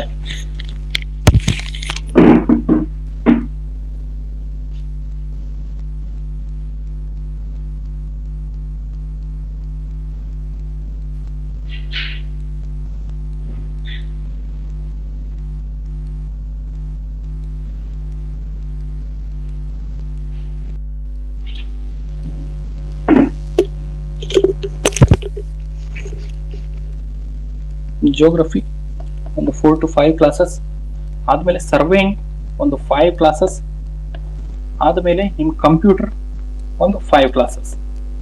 So totally 20, 30, 39 classes. So in and around 40 days ನಮಗೆ ಪೇಪರ್ 2 ಅನ್ನ ಕಂಪ್ಲೀಟ್ ಮಾಡೋದಕ್ಕೆ ಬೇಕು. ಓಕೆ, ಸೊ 40 ಡೇಸ್ ನಮಗೆ ಪೇಪರ್ 2 ಬೇಕು. So on the same line ನಿಮ್ಗೆ ಒಂದು 1 week to 10 ಡೇಸ್ ಆದ್ಮೇಲೆ ಪೇಪರ್ 1 ಸಹ ಸ್ಟಾರ್ಟ್ ಆಗೋದ್ರಿಂದ ಪೇಪರ್ 1 ಅಲ್ಲಿ ಮೇಜರ್ ಆಫ್ ದ ಸಿಲೆಬಸ್ ನಿಮ್ಗೆ ಆಲ್ರೆಡಿ ಕೊಟ್ಟಿದೀವಿ. ದಯವಿಟ್ಟು ಅದನ್ನ ಕವರ್ ಮಾಡ್ಕೊಳ್ಳಿ, ಸೊ ದಟ್ ನಿಮ್ಗೆ ಒಂದು ಕಾನ್ಫಿಡೆನ್ಸ್ ಬರ್ತದೆ. ಪೇಪರ್ 1 ಅನ್ನು ಸಹ ಆರಾಮಾಗಿ ಮಾಡ್ಕೋಬಹುದು, ಮತ್ತೆ ಪೇಪರ್ 2 ಸಹ ಕ್ಲಾಸಸ್ ನಡೀತಿದೆ. ಸೊ ನೀವು ಈ ಒಂದು ಪೋರ್ಷನ್ ಕಂಪ್ಲೀಟ್ ಮಾಡ್ಕೊಂಡು ನೋಟ್ಸ್ ಅನ್ನ ಓದ್ತಾ ಹೋದ್ರೆ ನಿಮ್ಗೆ ಟೆಸ್ಟ್ ಸೀರೀಸ್ ಗಳನ್ನ ಅಟೆಂಡ್ ಮಾಡೋದಕ್ಕೆ ತುಂಬಾ ಅಂದ್ರೆ ತುಂಬಾ ಅನುಕೂಲ ಆಗ್ತದೆ. ಸೊ ನಾವು ಕ್ಲಾಸಸ್ ಹೆಂಗ್ ಮಾಡ್ಕೊಡ್ತೀವಿ ಅದ್ರ ಹಾಗೆ ಅನುಗುಣವಾಗಿಯೇ ನಿಮ್ ಟೆಸ್ಟ್ ಸೀರೀಸ್ ಸಹ ನಾವು ಪ್ರಿಪೇರ್ ಮಾಡಿದೀವಿ. ಓಕೆನಾ, ಅದನ್ನ ನೋಡ್ಕೊಳ್ಳಿ. ಮತ್ತೆ ನಿಮ್ಗೆ ಸೊ ಟೋಟಲಿ ಇನ್ನ 70 ಡೇಸ್ ಇರೋದ್ರಿಂದ ಒಂದು 70 to 80 ಡೇಸ್ ಇದೆ. ನಿಮ್ಗೆ maximum we have told you 2 months ಅಲ್ಲಿ ಕವರ್ ಮಾಡ್ಕೊಡ್ತೀವಿ ಅಂತ. ಬಟ್ ಡೆಫಿನೆಟ್ಲಿ ಇದ್ರಲ್ಲಿ ಒಂದು ಸ್ವಲ್ಪ ಗೌರ್ಮೆಂಟ್ ಹಾಲಿಡೇಸ್ ಅಥವಾ ಸಂಡೇಗಳು ಅದು ಇದು ನೀವು ಸೇರಿಸ್ಕೊಂಡ್ರು 50 ಡೇಸ್ ಅಲ್ಲಿ 45 to 50 ಡೇಸ್ ಅಲ್ಲಿ ನಿಮ್ಗೆ ಎಂಟೈರ್ ಸಿಲೆಬಸ್ ಅನ್ನ ಕವರ್ ಮಾಡ್ಕೊಡ್ತೀವಿ. ಎಂಟೈರ್ ಸಿಲೆಬಸ್ ಒಂದು 45 to 50 ಡೇಸ್ ಅಲ್ಲಿ ಕವರ್ ಮಾಡ್ಕೊಡ್ತೀವಿ. ಓಕೆ, ಇನ್ನು ಉಳಿದಿರುವ 25 to 30 ಡೇಸ್ ಅನ್ನ ನೀವು ರಿವಿಷನ್ ಯೂಸ್ ಮಾಡ್ಕೋಬಹುದು. ಇದೇ ಟೈಮ್ ಅಲ್ಲಿ ನಿಮಗೆ ಸೆಕ್ಷನಲ್ ಟೆಸ್ಟ್ಗಳು ಮುಗಿದಿರ್ತದೆ, ಫುಲ್ ಲೆಂತ್ ಟೆಸ್ಟ್ಗಳು ಬರ್ತವೆ. ಫುಲ್ ಲೆಂತ್ ಅಂದ್ರೆ ಕಂಪ್ಲೀಟ್ ನಿಮ್ಗೆ ಎಕ್ಸಾಮ್ ಅಲ್ಲಿ ಯಾವ ತರ ಕ್ವಶನ್ ಪೇಪರ್ ಬರ್ತದೋ ಅದೇ ರೀತಿ. ಇವಾಗ ಸೆಕ್ಷನಲ್ ಅಂತ ಹೇಳಿದ್ರೆ ನಿಮ್ಗೆ ಸಬ್ಜೆಕ್ಟ್ ವೈಸ್ ಬರ್ತದೆ. ಓಕೆ, ಸೆಕ್ಷನಲ್ ಅಂದ್ರೆ ಏನು, ಸಂವಿಧಾನ, ಪಾಲಿಟಿಗೆ 1-2 ಟೆಸ್ಟ್ಗಳು. ಓಕೆ, ಮತ್ತೆ ಜಿಯೋಗ್ರಫಿ ಭೂಗೋಳಶಾಸ್ತ್ರದಲ್ಲಿ ಇಂಡಿಯನ್ ಜಿಯೋಗ್ರಫಿಗೆ ಒಂದು ಟೆಸ್ಟ್, ಕರ್ನಾಟಕ ಜಿಯೋಗ್ರಫಿಗೆ ಒಂದು ಟೆಸ್ಟ್, ಮತ್ತೆ ನಿಮಗೆ ಇತಿಹಾಸ, ಭಾರತದ ಇತಿಹಾಸಕ್ಕೆ ಒಂದು ಕ್ವಶನ್, ಒಂದು ಟೆಸ್ಟ್, ಭಾರತದ ಇತಿಹಾಸಕ್ಕೆ ಒಂದು ಟೆಸ್ಟ್, ಮತ್ತೆ ಕರ್ನಾಟಕದ ಇತಿಹಾಸಕ್ಕೆ ಒಂದು ಟೆಸ್ಟ್. ಈ ತರ ನಿಮ್ಗೆ ಸೆಕ್ಷನಲ್ ಟೆಸ್ಟ್. ಫುಲ್ ಲೆಂತ್ ಅಂತ ಹೇಳಿದ್ರೆ ಏನು, ನಿಮ್ಗೆ ಪ್ರತಿಯೊಂದು ಸಬ್ಜೆಕ್ಟ್ ಇನ್ಕ್ಲೂಡ್ ಮಾಡಿಬಿಟ್ಟು ಫುಲ್ ಲೆಂತ್ ಟೆಸ್ಟ್ ಬರೋದು. ಓಕೆ, ಸೊ ಇದು ನಿಮ್ಗೆ ಕ್ಲಾರಿಟಿ ಆಯ್ತು ಅಂತ ಅನ್ಸ್ತದೆ. ಸೊ ನೋಡಿ, ನಿಮಗೆ ಸ್ಟಾರ್ಟಿಂಗ್ ಒಂದು 45 to 50 ಡೇಸ್ ಅಲ್ಲಿ ನಿಮಗೆ ಎಂಟೈರ್ ಸಿಲೆಬಸ್ ಅನ್ನ ನಾವು ಕವರ್ ಮಾಡ್ಕೊಟ್ಬಿಡ್ತೀವಿ. ಸಿಲೆಬಸ್ ಕಂಪ್ಲೀಷನ್, ಇದರ ಜೊತೆಗೆ ನೀವು ಕ್ಲಾಸಸ್ ಅನ್ನು ನೋಡ್ತೀರಿ, ನೋಟ್ಸ್ ಅನ್ನು ಓದ್ತೀರಿ, ಟೆಸ್ಟ್ ಗಳನ್ನ ಅಟೆಂಡ್ ಮಾಡ್ತೀರಿ. ಓಕೆ, ನಿಮ್ಮ ಡೇ ನಾಳೆಯಿಂದ ಹೆಂಗ್ ಸ್ಟಾರ್ಟ್ ಮಾಡ್ಬೇಕಂದ್ರೆ, ಯಾರೆಲ್ಲ ನೀವು ಇವಾಗ ಜಾಬ್ ಅಲ್ಲಿ ಇದ್ದೀರಿ, ಡ್ಯೂಟಿಯಲ್ಲಿ ಇದ್ದೀರಿ, ಅವರೆಲ್ಲರೂ ದಯವಿಟ್ಟು ನಿಮ್ಗೆ ಆದ್ರೆ ಈ ಒಂದು 2 months ರಜೆ ತಗೊಳಕ್ ಟ್ರೈ ಮಾಡಿ. ಬಿಕಾಸ್ ಈ ಒಂದು ಸಮಯ ನೀವು ಪದೇ ಪದೇ ಬರೋದಿಲ್ಲ. ಯಾರೆಲ್ಲ ಇಂಜಿನಿಯರ್ಸ್ ಇದ್ದೀರಿ, ಇದರಲ್ಲಿ ಡಿಗ್ರಿ ಮಾಡಿರೋರು ಇದ್ದೀರಿ, ಅಗ್ರಿ BSc ಅವ್ರು ಇದ್ದೀರಿ. ಓಕೆ, ಸೊ ಮತ್ತೆ ಡಿಪ್ಲೊಮಾ ಹೋಲ್ಡರ್ಸ್ಗೂ ಎಲಿಜಿಬಿಲಿಟಿ ಕೊಟ್ಟಿದ್ದೀರಿ. ಸೊ ಅವರೆಲ್ಲರೂ ದಯವಿಟ್ಟು ಈ ಒಂದು ಅವಕಾಶನ ಮಿಸ್ ಮಾಡ್ಕೊಳ್ಳೋಕೆ ಹೋಗ್ಬೇಡಿ. ಆದ್ರೆ ನೀವು ರಜೆ ತಗೊಳ್ಳಿ, ರಜೆ ತಗೊಂಡು ಏನ್ ಮಾಡ್ಬೇಕು, ನೀವು ಕ್ಲಾಸಸ್ ಅನ್ನ ಅಟೆಂಡ್ ಮಾಡ್ಬೇಕು. ಕ್ಲಾಸಸ್ ಮಿಸ್ ಆದ್ರೆ ರೆಕಾರ್ಡೆಡ್ ಕ್ಲಾಸಸ್ ಅನ್ನು ನೋಡಿ. ನಿಮಗೆ ಕ್ಲಾಸ್ ಒಂದು ಸತಿ ನೋಡೋದ್ರ ಇನ್ನೊಮ್ಮೆ ನಾನು ರಿವೈಸ್ ಮಾಡ್ಬೇಕು, ಇನ್ನೊಮ್ಮೆ ಕ್ಲಾಸ್ ನೋಡ್ಬೇಕಂದ್ರೆ ರೆಕಾರ್ಡೆಡ್ ವಿಡಿಯೋಸ್ ಇರ್ತದೆ, ಅದನ್ನು ನೋಡಿ ಒಂದು 2 to 3 ಟೈಮ್ಸ್ ನೀವು ನೋಡಬಹುದು ಕ್ಲಾಸಸ್ ಅನ್ನ. ಸೊ ಅದನ್ನ ಉಪಯೋಗ ಮಾಡ್ಕೊಳ್ಳಿ. ಮತ್ತೆ ಇದು ಕ್ಲಾಸಸ್ ನೋಡಿದ ಮೇಲೆ ನಿಮ್ಮ ಮೆಟೀರಿಯಲ್ ಅನ್ನ ಓದಿ, ಮೆಟೀರಿಯಲ್ ನ ಸ್ಟಡಿ ಮಾಡ್ತೀರಿ, ರೀಡ್ ಮಾಡ್ತೀರಿ. ಅದಾದ ಮೇಲೆ ನೀವು ಟೆಸ್ಟ್ ಅನ್ನು ಅಟೆಂಡ್ ಮಾಡ್ತೀರಿ. ಸೊ 3 ಲೆವೆಲ್ಸ್ ಆಫ್ ನಿಮ್ಮ ಪ್ರಿಪರೇಷನ್ ನಡೀತದೆ. ಈ ಒಂದು ಪ್ರಿಪರೇಷನ್ ಆದ ಮೇಲೆ ಈ ಒಂದು ಟೆಸ್ಟ್ ಗಳನ್ನ ನೀವು ರಿವೈಸ್ ಮಾಡ್ಬೇಕು, ಎಲ್ಲೆಲ್ಲ ತಪ್ಪುಗಳು ಮಾಡಿದೀನಿ. ಓಕೆ, ಟೆಸ್ಟ್ ಅಟೆಂಡ್ ಮಾಡ್ಬಿಟ್ಟು ಬಿಡೋದೇ ಅಲ್ಲ. ಮತ್ತೆ ಟೆಸ್ಟ್ ಸಿನಾಪ್ಸಿಸ್ ನೋಡ್ಬೇಕು, ಕರೆಕ್ಟ್ ಎಷ್ಟಾಗಿದ್ದಾವೆ, ರಾಂಗ್ ಎಷ್ಟಿದಾವೆ ಅಷ್ಟೊಂದು ನೋಡ್ಬೇಕು, ಮತ್ತೆ ಸಿನಾಪ್ಸಿಸ್ ಓದಬೇಕು. ಸೊ ಮತ್ತೆ ನಿಮಗೆ ಕ್ಲಾಸಸ್ ಆಗ್ತಾ ಇದ್ದಂಗೆ ಇವಾಗ ಮ್ಯಾಗ್ನೆಟಿಸಮ್ ಇವತ್ತು ಕ್ಲಾಸ್ ಇರ್ತದಲ್ಲ, ಆ ಕ್ಲಾಸ್ ನ ರಿವಿಷನ್ ನೀವು ನೋಡ್ಕೋಬೇಕು, ರಿವೈಸ್ ಹೆಂಗ್ ಮಾಡ್ಬೇಕು. ಓಕೆ, ಅದರ ಒಂದು ಶಾರ್ಟ್ ನೋಟ್ಸ್ ಇವಾಗ ಇದರಲ್ಲಿ ಅರೌಂಡ್ ಒಂದು 22 to 23 ಪೇಜಸ್ ನಿಮ್ ನೋಟ್ಸ್ ಇದೆ ಅನ್ಕೊಳ್ಳಿ. ಅದನ್ನ ಒಂದು 3 to 4 ಪೇಜಸ್ ಅಲ್ಲಿ ಒಂದು A4 ಶೀಟ್ ತಗೊಳ್ಳಿ, ಅದನ್ನ ಫೋಲ್ಡ್ ಮಾಡಿ ಫ್ರಂಟ್ ಇಲ್ಲಿ ಬರ್ಕೊಳ್ಳಿ, 3 ಮತ್ತೆ ಬ್ಯಾಕ್ ಸೈಡ್ 3, 4 ಸಿಗ್ತದೆ, ಅದನ್ನು ನೀವು ಬರ್ಕೋಬೇಕು. ಓಕೆ, 1, 2, 3, 4 ಇದು ಬ್ಯಾಕ್ ಸೈಡ್ ನಿಮ್ಗೆ A4 ಶೀಟ್. ಸೊ ಸಣ್ಣದಾಗಿ ನೀವು ಇಂಪಾರ್ಟೆಂಟ್ ಥಿಂಗ್ಸ್ ಅನ್ನು ಬರ್ಕೊಂಡು ಹೋಗ್ಬೇಕು. ಒಂದು ಪೇಜ್ ಅಲ್ಲಿ ನಿಮ್ಗೆ ಒಂದೊಂದು ಯೂನಿಟ್ ಕಂಪ್ಲೀಟ್ ಆಗ್ತಾ ಹೋಗ್ಬೇಕು. ಸೊ ಆ ತರ ಮಾಡ್ತಾ ಹೋದ್ರೆ ನಿಮ್ಗೆ ಫಸ್ಟ್ ಹ್ಯಾಂಡ್ ನೋಟ್ಸ್ ಸಿಗ್ಬಿಡ್ತದೆ. ಓಕೆ, ಸೊ ಅದನ್ನು ನೋಡ್ಕೊಳ್ಳಿ, ಶಾರ್ಟ್ ನೋಟ್ಸ್ ಅನ್ನ ಮಾಡ್ಕೊಳ್ಳಿ, ಮೆಟೀರಿಯಲ್ ಅನ್ನು ಓದಿ, ರಿವೈಸ್ ಮಾಡಿ. ಈ ತರ ಮಾಡ್ಕೊಂಡು ಹೋದ್ರೆ ನಿಮ್ಗೆ ತುಂಬಾ ಅಂದ್ರೆ ತುಂಬಾ ಅನುಕೂಲ ಆಗ್ತದೆ ನಿಮ್ಮ ಎಕ್ಸಾಮಿನೇಷನ್ ಕ್ಲಿಯರ್ ಮಾಡೋದಕ್ಕೆ. ಇಲ್ಲ ಅಂತ ಹೇಳಿದ್ರೆ ಯೂಶಲಿ ನಿಮ್ಗೆ ಟಫ್ 100% ಇರ್ಲೇ ಇರ್ತದೆ ಕ್ವಶನ್ ಪೇಪರ್. ಸೊ ಓದಿಲ್ಲ ಅಂತ ಹೇಳಿದ್ರೆ ಟಫ್ ಇರ್ತದೆ, ಓದಿದ್ರೆ ಏನು ಟಫ್ ಇರೋದಿಲ್ಲ. ಒಂದು ಆವರೇಜ್ ಅಬೋ ಆವರೇಜ್ ಪೇಪರ್ ಆರಾಮಾಗಿ ಕ್ಲಿಯರ್ ಮಾಡ್ಕೋಬಹುದು, ಒಳ್ಳೆ ಕಟ್ ಆಫ್ ತಗೋಬಹುದು, ಆರಾಮಾಗಿ ಎಕ್ಸಾಮಿನೇಷನ್ ಅಲ್ಲಿ ನೀವು ಕ್ಲಿಯರ್ ಮಾಡ್ಕೋಬೇಕಂದ್ರೆ ಸುಮಾರು ಪೋಸ್ಟ್ಗಳು ಬಂದಿದಾವೆ. ಈ ಒಂದು ಇದೇ ನಂಬರ್ ಆಫ್ ಪೋಸ್ಟ್ ನೆಕ್ಸ್ಟ್ ನಿಮಗೆ ಸಿಗ್ತಾವ ಅಂತ ಹೇಳಿದ್ರೆ ಸುಳ್ಳು, ನೆಕ್ಸ್ಟ್ ಸಿಗೋದಿಲ್ಲ. ಸೊ ಮತ್ತೆ ನೆಕ್ಸ್ಟ್ ಕಾನ್ಫರ್ಮ್ ಆಗೋದುವೆ ಮತ್ತೆ ಎಷ್ಟೊಂದು ದಿವಸಗಳು ಆಗ್ತದೆ, ಎಷ್ಟೊಂದು ವರ್ಷಗಳು ಆಗ್ತಾವ, ಅದನ್ನು ಹೇಳಕ್ ಆಗೋದಿಲ್ಲ. ಸೊ ಈ ಒಂದು ಅವಕಾಶನ ಮಿಸ್ ಮಾಡ್ಕೊಳಕ್ ಹೋಗ್ಬೇಡಿ. ಓಕೆನಾ?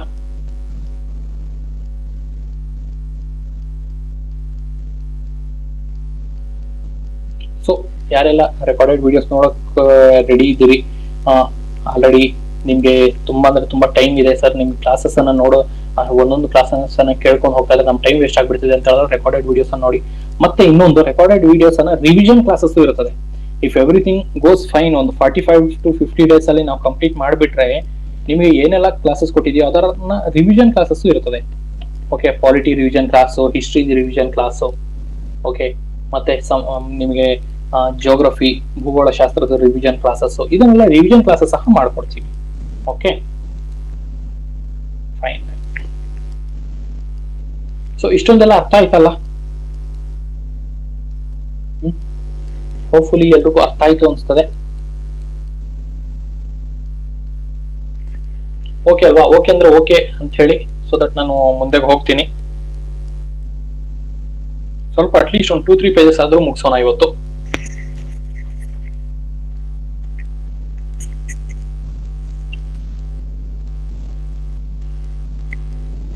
ನೋಡಿ, ಅಡ್ಮಿಷನ್ ತಗೊಳ್ಳೋರು ತುಂಬಾ ಜನ ತಗೋತೀರಿ, ಲೈವ್ ಕ್ಲಾಸಸ್ ತುಂಬಾ ಕಡಿಮೆ ಅಟೆಂಡ್ ಆಗ್ತೀರಿ. ಲೈವ್ ಕ್ಲಾಸಸ್ ತುಂಬಾ ಇಂಪಾರ್ಟೆಂಟ್. ರೆಕಾರ್ಡೆಡ್ ವಿಡಿಯೋಸ್ ನೋಡೋದ್ರಿಂದ ಏನು ಪ್ರಯೋಜನ ಇಲ್ಲ. ಲೈವ್ ಕ್ಲಾಸಸ್ ಅಟೆಂಡ್ ಮಾಡ್ತಾ ಹೋದ್ರೆ ನಿಮ್ಗೊಂದು ಅಕೌಂಟಬಿಲಿಟಿ ಇರ್ತದೆ, ಟೈಮ್ ಎಲ್ಲ ಪೋರ್ಷನ್ಸ್ ಎಲ್ಲ ಕಂಪ್ಲೀಟ್ ಆಗ್ತಾ ಹೋಗ್ತಾ ಇರ್ತದೆ, ನಿಮ್ಗೆ ಅದು ಪೈಲ್ ಅಪ್ ಆಗೋದಿಲ್ಲ, ಒಂದೇ ಸತಿ ಬರ್ಡನ್ ಅನ್ಸೋದಿಲ್ಲ. Okay okay, let us start. Magnetism. Magnetism ಇವತ್ತು ನಿಮ್ಮ ಫಸ್ಟ್ ಚಾಪ್ಟರ್. ಸೊ ಫಸ್ಟ್ ನಿಮ್ಮ ಸಬ್ಜೆಕ್ಟ್ ಅಲ್ಲಿ ಫಸ್ಟ್ ಯೂನಿಟ್, ಇದನ್ನ ನೋಡ್ತಾ ಹೋಗೋಣ. Magnetism is a physical phenomenon associated with the forces of attraction or repulsion produced by magnets and magnetic material. It is a physical phenomena. It is not a biological phenomena or chemical phenomena. It is a physical, ಭೌತಿಕ ಒಂದು phenomena ಆಗಿರ್ತದೆ. So it is associated with the forces of attraction. Magnets ಏನು ಒಂದು characteristics ಇರ್ತದೆ ಅಂದ್ರೆ magnet ಒಂದು attract ಆಗಬೇಕು ಅಥವಾ ರಿಪೆಲ್ ಆಗಬೇಕು. This is the characteristic of magnetism. So ಅದನ್ನ ಇಲ್ಲಿ ಎಕ್ಸ್ಪ್ಲೈನ್ ಮಾಡಿರೋದು. Magnet is a substance or a object that produces magnetic field. Magnet ಅಂದ್ರೆ ಏನು? Magnet is a substance or an object, ಯಾವ್ದಾದ್ರು ಒಂದು ವಸ್ತು ಆಗಿರ್ತದೆ, ಅದ್ ಏನ್ ಮಾಡ್ತದೆ ಅಂದ್ರೆ ಒಂದು ಮ್ಯಾಗ್ನೆಟಿಕ್ ಫೀಲ್ಡ್ ಅರೌಂಡ್, ಇದು ಮ್ಯಾಗ್ನೆಟ್ ಅಂತ ಹೇಳಿದ್ರೆ ಅದರ ಅರೌಂಡ್ ಒಂದು ಮ್ಯಾಗ್ನೆಟಿಕ್ ಫೀಲ್ಡ್ ಅನ್ನು ಕ್ರಿಯೇಟ್ ಮಾಡ್ತದೆ. ಈ ಮ್ಯಾಗ್ನೆಟಿಕ್ ಫೀಲ್ಡ್ ಇಂದ and attracts physical material. So magnet ಅನ್ನ ಅಟ್ರಾಕ್ಟ್ ಆಗೋ ಮೆಟೀರಿಯಲ್ ಯಾವ್ಯಾವ ಇರ್ತದೆ ಅದನ್ನೆಲ್ಲ ಅಟ್ರಾಕ್ಟ್ ಮಾಡ್ತದೆ through its magnetic field. Such as ಯಾವ್ಯಾವ್ದನ್ನೆಲ್ಲ ಅಟ್ರಾಕ್ಟ್ ಮಾಡ್ತದೆ ಅಂದ್ರೆ ಐರನ್ ಅನ್ನ ಆಗಿರ್ಬೋದು, ನಿಕ್ಕಲ್ ನ, ಕೋಬಾಲ್ಟ್ ಅನ್ನ. ಸೊ ಇದರ ಅಲಾಯ್ಸ್ ಅನ್ನ ಅಟ್ರಾಕ್ಟ್ ಮಾಡ್ತದೆ. It is magnetism. It is a branch of physics that deals with the study of magnets, magnetic field, and their effect is called magnetism.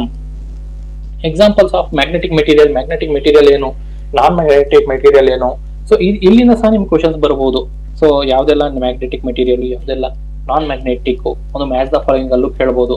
Nickel ಅನ್ನ magnet attract ಮಾಡ್ತದೆ, so ಅದನ್ನ magnetic material ಅಂತ ಹೇಳ್ತೀವಿ. Iron ಅನ್ನ attract ಮಾಡ್ತದೆ, cobalt ಅನ್ನ attract ಮಾಡ್ತದೆ, steel ಅನ್ನ, ಮತ್ತೆ ಸರ್ಟೈನ್ ಅಲಾಯ್ಸ್ ಆಫ್ ಅಲ್ನಿಕೋ ಇದನ್ನೆಲ್ಲ ಅಟ್ರಾಕ್ಟ್ ಮಾಡ್ತದೆ. ಸೊ ಇಷ್ಟನ್ನು ಮಾತ್ರ ನೋಡ್ಕೊಂಡು ಹೋಗಿ. ಇಷ್ಟನ್ನು ಮಾತ್ರ ನೀವು ನೋಡ್ಕೊಂಡು ಹೋದ್ರೆ ಸಾಕು, ನಿಮ್ಗೆ ಜಾಸ್ತಿ ಬರ್ಡನ್ ಇರೋದಿಲ್ಲ. ಮತ್ತೆ ನೀವು ಎಲಿಮಿನೇಷನ್ ಟೆಕ್ನಿಕಲ್ ಇದನ್ನ ಎಲಿಮಿನೇಟ್ ಮಾಡ್ಕೋಬಹುದು. ಮತ್ತೆ ನಾನ್ ಮ್ಯಾಗ್ನೆಟಿಕ್ ಮೆಟೀರಿಯಲ್ಸ್ ಅಂದ್ರೆ ಏನು? ನಾನ್ ಮ್ಯಾಗ್ನೆಟಿಕ್ ಅಂತ ಹೇಳಿದ್ರೆ ಅಟ್ರಾಕ್ಟ್ ಆಗದಿರುವ ಮ್ಯಾಗ್ನೆಟ್ಗೆ ಅಟ್ರಾಕ್ಟ್ ಆಗದಿರುವ ಆಬ್ಜೆಕ್ಟ್ಸ್ ಯಾವ್ದು ಅಂತ. Materials that are not attracted by magnets are called non magnetic materials. ಅದರ ಎಕ್ಸಾಂಪಲ್ ವುಡ್. ಇವಾಗ ವುಡ್ ಅನ್ನು ತಗೊಂಡ್ರೆ ವುಡ್ ಏನಾದ್ರು ಅಟ್ರಾಕ್ಟ್ ಮಾಡ್ತದ ಮ್ಯಾಗ್ನೆಟ್ ಅನ್ನ? ಖಂಡಿತ ಇಲ್ಲ. So that is an example. ಮತ್ತೆ ಪ್ಲಾಸ್ಟಿಕ್, ಗ್ಲಾಸ್, ಕಾಪರ್, ಅಲ್ಯೂಮಿನಿಯಂ. ನೋಡಿ, ಈ ಅಲ್ಯೂಮಿನಿಯಂ ಅಲ್ಲೇ ಎಲ್ಲರೂ ಕನ್ಫ್ಯೂಷನ್ ಆಗೋದು. ಸೊ ನೆನಪಲ್ಲಿ ಇಟ್ಕೊಳ್ಳಿ, it will not be attracted by the magnet. ಮತ್ತೆ ರಬ್ಬರ್. ಸೊ ಇಲ್ಲಿ ಪಿಕ್ಚರ್ ನಿಮಗೆ ಕೊಟ್ಟಿದೀವಿ ನಾನ್ ಮ್ಯಾಗ್ನೆಟಿಕ್ ಸಬ್ಸ್ಟೆನ್ಸ್ ಏನು ಅಂತ. ಲೆಡ್ ಆಗಿರ್ಬೋದು, ಬ್ರಾಸ್ ಆಗಿರ್ಬೋದು, ಕಾಪರ್, ಅಲ್ಯೂಮಿನಿಯಂ ಇದೆಲ್ಲ ಮ್ಯಾಗ್ನೆಟ್ಗೆ ಅಟ್ರಾಕ್ಟ್ ಆಗೋದಿಲ್ಲ. But iron, nickel, cobalt, steel ಇದೆಲ್ಲ ಅಟ್ರಾಕ್ಟ್ ಆಗ್ತವೆ. Okay, next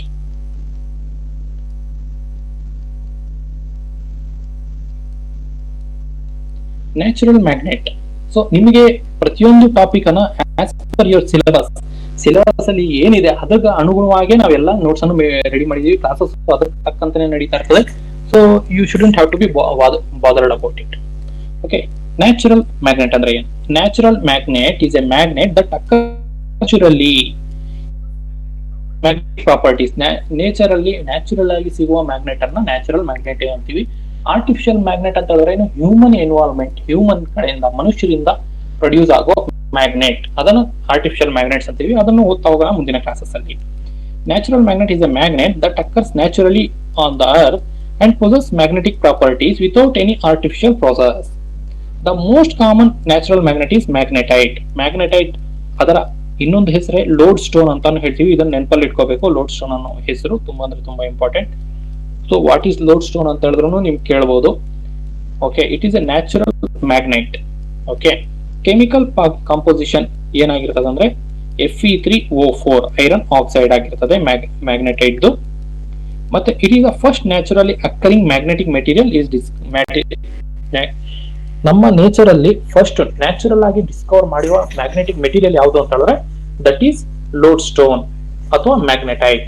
it has ability to attract iron particles. ನೋಡಿ, ಇದೆ ಲೋಡ್ ಸ್ಟೋನ್ ಅಂದ್ರೆ ಈ ತರ ಇರ್ತದೆ, ನ್ಯಾಚುರಲ್ ಆಗಿರ್ತದೆ. ಇದಕ್ಕೆ ಯಾವುದೇ ಒಂದು ಪ್ರಾಪರ್ ಶೇಪ್ ಇಲ್ಲ. ಸೊ ಒಂದು ಕಲ್ಲಿನ ತರಾನೇ ಇರ್ತದೆ. But it will attract iron objects ಆಗಿರ್ಬೋದು, ಅದನ್ನೆಲ್ಲ ಅಟ್ರಾಕ್ಟ್ ಮಾಡ್ತದೆ. A naturally magnetised piece of magnetite is called lodestone. Next, characteristics of natural magnet. Natural magnet ನ ಕ್ಯಾರೆಕ್ಟರಿಸ್ಟಿಕ್ ಫೀಚರ್ಸ್ ಏನೆಲ್ಲ ಆಗಿರ್ತವೆ ಅದ್ರ ಬಗ್ಗೆ ನೋಡೋಣ. They are found naturally in rocks ಅಲ್ಲಿ ಕಾಣ್ಕೊಳ್ತವೆ. ಮತ್ತೆ their magnetic strength is generally weak. Artificial magnets ನ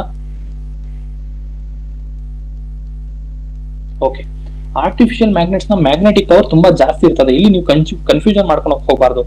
ಓಕೆ, ನ್ಯಾಚುರಲ್ ಮ್ಯಾಗ್ನೆಟ್ಸ್ ಮತ್ತೆ ನಿಮ್ಮ ಆರ್ಟಿಫಿಷಿಯಲ್ ಮ್ಯಾಗ್ನೆಟ್ ಅನ್ನ ಕನ್ಫ್ಯೂಷನ್ ಮಾಡ್ಕೊಂಡು ಹೋಗಬಾರ್ದು. ಯಾಕೆ ಅಂತ ಹೇಳಿದ್ರೆ ನಿಮಗೆ ನ್ಯಾಚುರಲ್ ಮ್ಯಾಗ್ನೆಟ್ ಪವರ್ಫುಲ್ ಆಗಿರ್ತದೆ ಅಂತ ನಾವು ಅನ್ಕೊಂತೀವಿ ಯೂಶಲಿ. ಇವಾಗ ನ್ಯಾಚುರಲ್ ಆಬ್ಜೆಕ್ಟ್ಸ್ ಅಂದ್ರೆ ಎಲ್ಲ ಇವಾಗ ಚೆನ್ನಾಗಿರ್ತವೆ. ಸೊ ನಾವೆಲ್ಲ ನ್ಯಾಚುರಲ್ ಎಲ್ಲ ತಿಂತೀವಿ, ಬೆಳಿತೀವಿ ಅನ್ನೋ ಟೈಮಲ್ಲಿ ನಮ್ಗೆ ಶಕ್ತಿ ಜಾಸ್ತಿ ಇರ್ತದೆ. ಈ ತರ ಕನ್ಫ್ಯೂಷನ್ಸ್ ಇರ್ತವೆ. ಮತ್ತೆ ಏನು ಮ್ಯಾಗಿ ಇದೆಲ್ಲ ಆರ್ಟಿಫಿಷಿಯಲ್ ಎಲಿಮೆಂಟ್ಸ್ ಅನ್ನ ತಿಂದ್ರೆ ಸ್ವಲ್ಪ ವೀಕ್ ಆಗ್ತೀವಿ ಅಂತ. ಸೊ ಅದನ್ನ ಕನ್ಫ್ಯೂಷನ್ ಮಾಡ್ಕೊಂಡು ಹೋಗ್ಬೇಡಿ. ನ್ಯಾಚುರಲ್ ಮ್ಯಾಗ್ನೆಟ್ಸ್ ವೀಕ್ ಇರ್ತವೆ, ಆರ್ಟಿಫಿಷಿಯಲ್ ಮ್ಯಾಗ್ನೆಟ್ಸ್ ಸ್ಟ್ರಾಂಗ್ ಇರ್ತವೆ. Okay,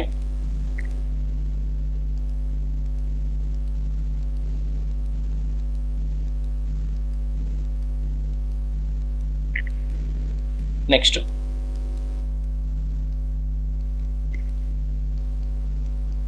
they have irregular shapes. Okay, ಇವುಗಳ ಆಕಾರವು ಇರ್ರೆಗ್ಯುಲರ್ ಆಗಿರ್ತದೆ. ಇದ್ರ ಶೇಪ್ ಇಲ್ಲೇ ನೋಡ್ತೀರಲ್ಲ, ಪ್ರಾಪರ್ ಸ್ಕ್ವೇರ್ ಅಲ್ಲಿ ಇದೆಯಾ, ಸರ್ಕಲ್ ಅಲ್ಲಿ ಇದೆಯಾ, ಟ್ರಯಾಂಗಲ್ ಇದೆಯಾ, ಬಾರ್ ಮ್ಯಾಗ್ನೆಟಾ, ಸೊ ಹಾರ್ಶ್ ಶೂ ಶೇಪ್, ಈ ತರ ಮ್ಯಾಗ್ನೆಟ್ಸ್ ಇರ್ತಾವೆ. ಬಟ್ ಇದು ಆ ತರ ಇರೋದಿಲ್ಲ. Okay, they cannot be manufactured according to the required shapes.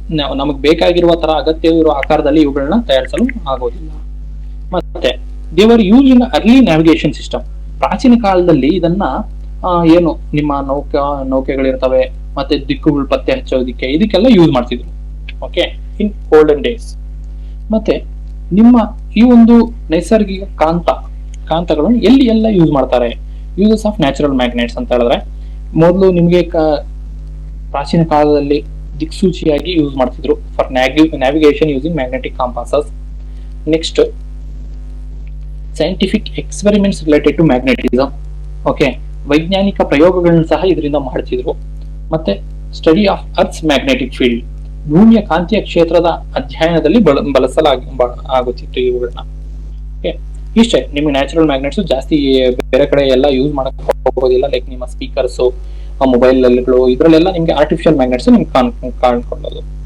Okay, next artificial magnets ಅಂತ ಹೇಳಿದ್ರೆ ಏನು? ಓಕೆ, ಇದನ್ನ ನೋಡೋಣ. ಓಕೆ, ಕೃತಕ ಕಾಂತ ಅಂತ ಹೇಳ್ತೀವಿ ಇದನ್ನ. ಕೃತಕ ಅಂದ್ರೆ ಆರ್ಟಿಫಿಷಿಯಲ್ ಆಗಿ ರೆಡಿ ಮಾಡಿ. ಇದರ definition: a magnet that is produced artificially by humans. Artificial ಅಂದ್ರೆ ಏನು? ಹ್ಯೂಮನ್ಸ್ ಇನ್ವಾಲ್ವ್ಮೆಂಟ್ ಇರ್ತದೆ. Using magnetic materials is called artificial magnet. Magnetic material ನ ಯೂಸ್ ಮಾಡ್ಕೊಂಡು ಹ್ಯೂಮನ್ ನ ಇನ್ವಾಲ್ವ್ಮೆಂಟ್ ಇದ್ದು ಪ್ರೊಡ್ಯೂಸ್ ಮಾಡುವ ಮ್ಯಾಗ್ನೆಟ್ ಅನ್ನ ನಾವು ಆರ್ಟಿಫಿಷಿಯಲ್ ಮ್ಯಾಗ್ನೆಟ್ ಅಂತ ಕರಿತೀವಿ. Okay, next artificial magnets are made from the material. ಯಾವ್ದೆಲ್ಲ ಮೆಟೀರಿಯಲ್ ನ ಯೂಸ್ ಮಾಡ್ಕೊಂಡು ಆರ್ಟಿಫಿಷಿಯಲ್ ಮ್ಯಾಗ್ನೆಟ್ಸ್ ಅನ್ನ ತಯಾರಿ ಮಾಡ್ತಾರೆ ಅಂತ ಹೇಳಿದ್ರೆ, ಸ್ಟೀಲು, ಉಕ್ಕು, ಕಬ್ಬಿಣ, ಓಕೆ, ಆಲ್ನಿಕೋ, ಮತ್ತೆ ಫೆರೈಟ್, ನಿಯೋಡೈನಿಯಂ ಅಲಾಯ್ಸ್. ಸೊ ಇದನ್ನ ಯೂಸ್ ಮಾಡ್ಕೊಂಡು ನಿಮ್ಗೆ ಆರ್ಟಿಫಿಷಿಯಲ್ ಮ್ಯಾಗ್ನೆಟ್ಸ್ ಅನ್ನ ಮ್ಯಾನುಫ್ಯಾಕ್ಚರ್ ಮಾಡ್ತಾರೆ. ಮತ್ತೆ ಆರ್ಟಿಫಿಷಿಯಲ್ ಮ್ಯಾಗ್ನೆಟ್ಸ್ ನ ವಿಧಗಳೇನು? ಒಂದು ಪರ್ಮನೆಂಟ್ ಮ್ಯಾಗ್ನೆಟ್ಸ್, ಓಕೆ, ಶಾಶ್ವತ ಕಾಂತಗಳಂತ ಇದನ್ನ ಕರಿತೀವಿ. ಮತ್ತೆ ನಿಮಗೆ ಸೆಕೆಂಡ್ ಅಂತೂ ಟೆಂಪರರಿ ಮ್ಯಾಗ್ನೆಟ್ಸ್. ಓಕೆ, ಟೆಂಪರರಿ ಅಂದ್ರೆ ತಾತ್ಕಾಲಿಕ ಕಾಂತಗಳು ಅಂತ ಕರಿತೀವಿ. ನೀವು ಮೂರನೇದು ಯಾವುದು ಅಂತ ಹೇಳಿದ್ರೆ ಅಷ್ಟೇ, ಪರ್ಮನೆಂಟ್ ಮ್ಯಾಗ್ನೆಟ್ಸ್ ಮತ್ತೆ ಟೆಂಪರರಿ ಮ್ಯಾಗ್ನೆಟ್ಸ್. ಮತ್ತೆ ಆರ್ಟಿಫಿಷಿಯಲ್ ಮ್ಯಾಗ್ನೆಟ್ಸ್ ನ ತಯಾರಿ ಮಾಡುವ ವಿಧಗಳು ಅದನ್ನ ನೋಡ್ತಾ ಹೋಗೋಣ. ಓಕೆ, ಇಲ್ಲಿ ನಿಮ್ ಪರ್ಮನೆಂಟ್ ಮ್ಯಾಗ್ನೆಟ್ ಅಂದ್ರೆ ಏನು? ಓಕೆ, ಸೊ ಶಾಶ್ವತ ಕಾಂತ ಅಂದ್ರೆ ಏನು? A magnet that retains it's magnetism for A longer period. So ನಿಮಗೆ ಈ ಒಂದು ಶಾಶ್ವತ ಕಾಂತ ಇರ್ತದಲ್ಲ, ಸೊ ಪರ್ಮನೆಂಟ್ ಆಗಿ ಒಂದು ಮ್ಯಾಗ್ನೆಟಿಸಮ್ ಅಂದ್ರೆ ಒಂದು ಲಾಂಗ್ ಟೈಮ್ ಪೀರಿಯಡ್ಗೆ ಏನು ಮ್ಯಾಗ್ನೆಟಿಸಮ್ ನ ಹೋಲ್ಡ್ ಮಾಡ್ತದೆ, ಅದು ಆಫ್ಟರ್ ದಿ ಲಾಂಗ್ ಪೀರಿಯಡ್ ಇದನ್ನು ಒಂದು ಮ್ಯಾಗ್ನೆಟಿಸಮ್ ಪ್ರಾಪರ್ಟಿನ ಲೂಸ್ ಮಾಡ್ತದೆ. ಬಟ್ ದಿಸ್ ಇಲ್ಲಿ ವೆರಿ ಲಾಂಗರ್ ಟೈಮ್ ಪೀರಿಯಡ್ ಇರ್ತದೆ. ಅದನ್ನು ಪರ್ಮನೆಂಟ್ ಮ್ಯಾಗ್ನೆಟ್ ಅಂತ ಕರಿತೀವಿ.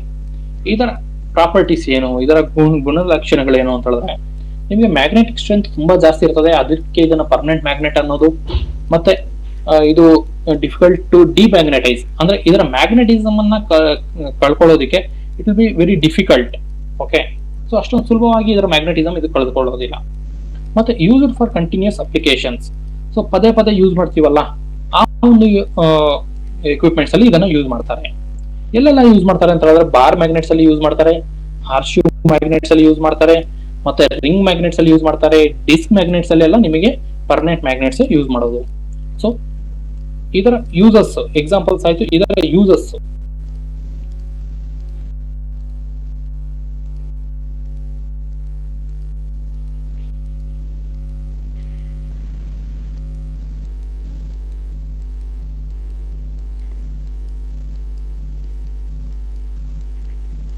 ಎಲ್ಲ ಓಕೆ ಅಲ್ಲ?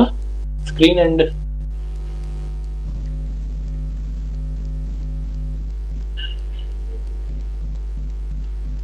ಎಲ್ಲ ಓಕೆ ಅನ್ಸ್ತದೆ. ಓಕೆ, ಸೊ ಪರ್ಮನೆಂಟ್ ಮ್ಯಾಗ್ನೆಟ್ಸ್ ಅನ್ನ ಎಲ್ಲೆಲ್ಲ ಯೂಸ್ ಮಾಡ್ತಾರೆ ಅಂತ ಹೇಳಿದ್ರೆ, ಲೌಡ್ ಸ್ಪೀಕರ್ಸ್ ಅಲ್ಲಿ, ಎಲೆಕ್ಟ್ರಿಕ್ ಮೋಟರ್ಸ್ ಅಲ್ಲಿ,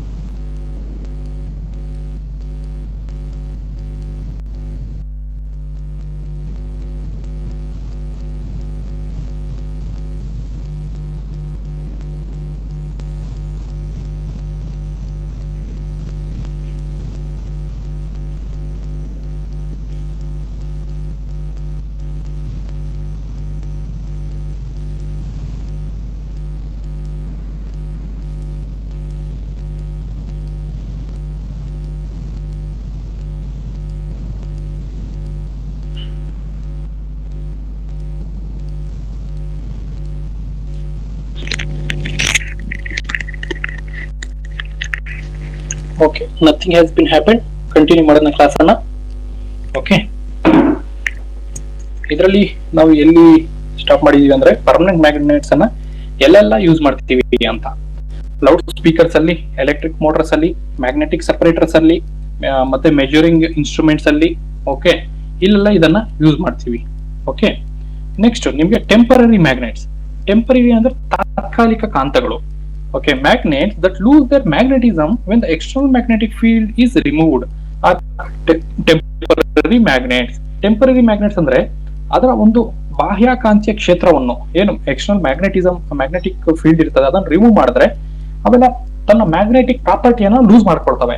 ಅದನ್ನ ಟೆಂಪರರಿ ಮ್ಯಾಗ್ನೆಟ್ಸ್ ಅಂತೀವಿ. ಇದರಲ್ಲಿ ಎಕ್ಸಾಂಪಲ್ಸ್ ಏನು, ಇದರ ಎಕ್ಸಾಂಪಲ್ಸ್ ಏನು ಅಂತ ಹೇಳಿದ್ರೆ ನಿಮ್ಗೆ ಸಾಫ್ಟ್ ಐರನ್ಸ್ ಆಗಿರ್ಬೋದು, ಎಲೆಕ್ಟ್ರೋ ಮ್ಯಾಗ್ನೆಟ್ಸ್ ಆಗಿರ್ಬೋದು, ಇದನ್ನ ಮತ್ತೆ ನಿಮ್ಗೆ ಒಂದು ಮ್ಯಾಗ್ನೆಟ್ ಆಗಿ ಕನ್ವರ್ಟ್ ಮಾಡ್ಬೇಕಂದ್ರೆ ನೀವು ಒಂದು ಎಲೆಕ್ಟ್ರಿಕ್ ಫೀಲ್ಡ್ ಅನ್ನ ಇದಕ್ಕೆ ಹತ್ರದಾಗಿ ನೀವು ತಗೊಂಡು ಬಂದಾಗ ಮಾತ್ರ ಇದು ಮತ್ತೆ ಮ್ಯಾಗ್ನೆಟಿಸಮ್ ಪ್ರಾಪರ್ಟಿಯನ್ನ ತಗೊಂತದೆ. ಓಕೆ, ಇದರ ಪ್ರಾಪರ್ಟೀಸ್ ಏನು? ಈಸಿಲಿ ಮ್ಯಾಗ್ನೆಟೈಸ್ ಮಾಡಬಹುದು, ಮತ್ತೆ ಅದೇ ತರ ನಿಮ್ಗೆ ಇದರ ಕಾಂತತ್ವವನ್ನು ಕಳೆದುಕೊಳ್ಳುತ್ತದೆ. ಓಕೆ, ಡಿಮ್ಯಾಗ್ನೆಟೈಸ್ ಸಹ ಈಸಿಯಾಗಿ ಮಾಡಿಬಿಡ್ಬೋದು.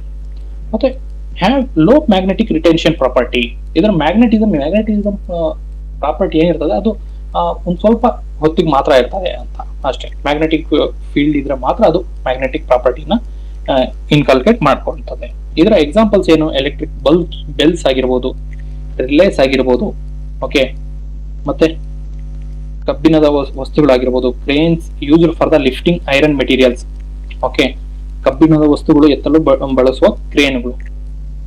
ಓಕೆ, ಇದನ್ನ ಟೆಂಪರರಿ ಮ್ಯಾಗ್ನೆಟ್ಸ್ ಅಂತ ಕರಿತೀವಿ. ಒಂದು ಪರ್ಮನೆಂಟ್ ಮ್ಯಾಗ್ನೆಟ್ಸ್ ನೋಡಿದ್ವಿ, ಮತ್ತೆ ಟೆಂಪರರಿ ಮ್ಯಾಗ್ನೆಟ್ಸ್ ನೋಡಿದ್ವಿ. ಮತ್ತೆ ಆರ್ಟಿಫಿಷಿಯಲ್ ಮ್ಯಾಗ್ನೆಟ್ಸ್ ಅನ್ನ ಪ್ರೊಡ್ಯೂಸ್ ಮಾಡುವ ಮೆಥಡ್ಸ್ ಯಾವ್ದು? ಸ್ಟ್ರೋಕಿಂಗ್ ಮೆಥಡ್ ಇದೆ, ಮತ್ತೆ ಇಂಡಕ್ಷನ್ ಮೆಥಡ್. ಸ್ಟ್ರೋಕಿಂಗ್ ಅಂದ್ರೆ ಉಜ್ಜೋದು, ಮತ್ತೆ ಇಂಡಕ್ಷನ್ ಮೆಥಡ್ ಇದೆ. ಓಕೆ, ಇಂಡಕ್ಷನ್ ಮೆಥಡ್ ಅಂತ ಹೇಳಿದ್ರೆ ಪ್ರೇರಣಾ ವಿಧಾನ ಅಂತ ಹೇಳ್ತೀವಿ ಕನ್ನಡದಲ್ಲಿ. ಅದಾದ ಮೇಲೆ ನಿಮ್ಗೆ ಎಲೆಕ್ಟ್ರಿಕ್ ಮೆಥಡ್ ಇದೆ. ಓಕೆ, ಸೊ ಎಲೆಕ್ಟ್ರಿಕ್ ಮೆಥಡ್ ಇಂದ ನಾವು ಆರ್ಟಿಫಿಷಿಯಲ್ ಮ್ಯಾಗ್ನೆಟ್ಸ್ ಅನ್ನ ಪ್ರೊಡ್ಯೂಸ್ ಮಾಡಬಹುದು. ಓಕೆ, ಇದನ್ನು ಒನ್ ಬೈ ಒನ್ ನೋಡ್ತಾ ಹೋಗೋಣ. ಸ್ಟ್ರೋಕಿಂಗ್ ಮೆಥಡ್ ಅಂದ್ರೆ ಏನು? Okay,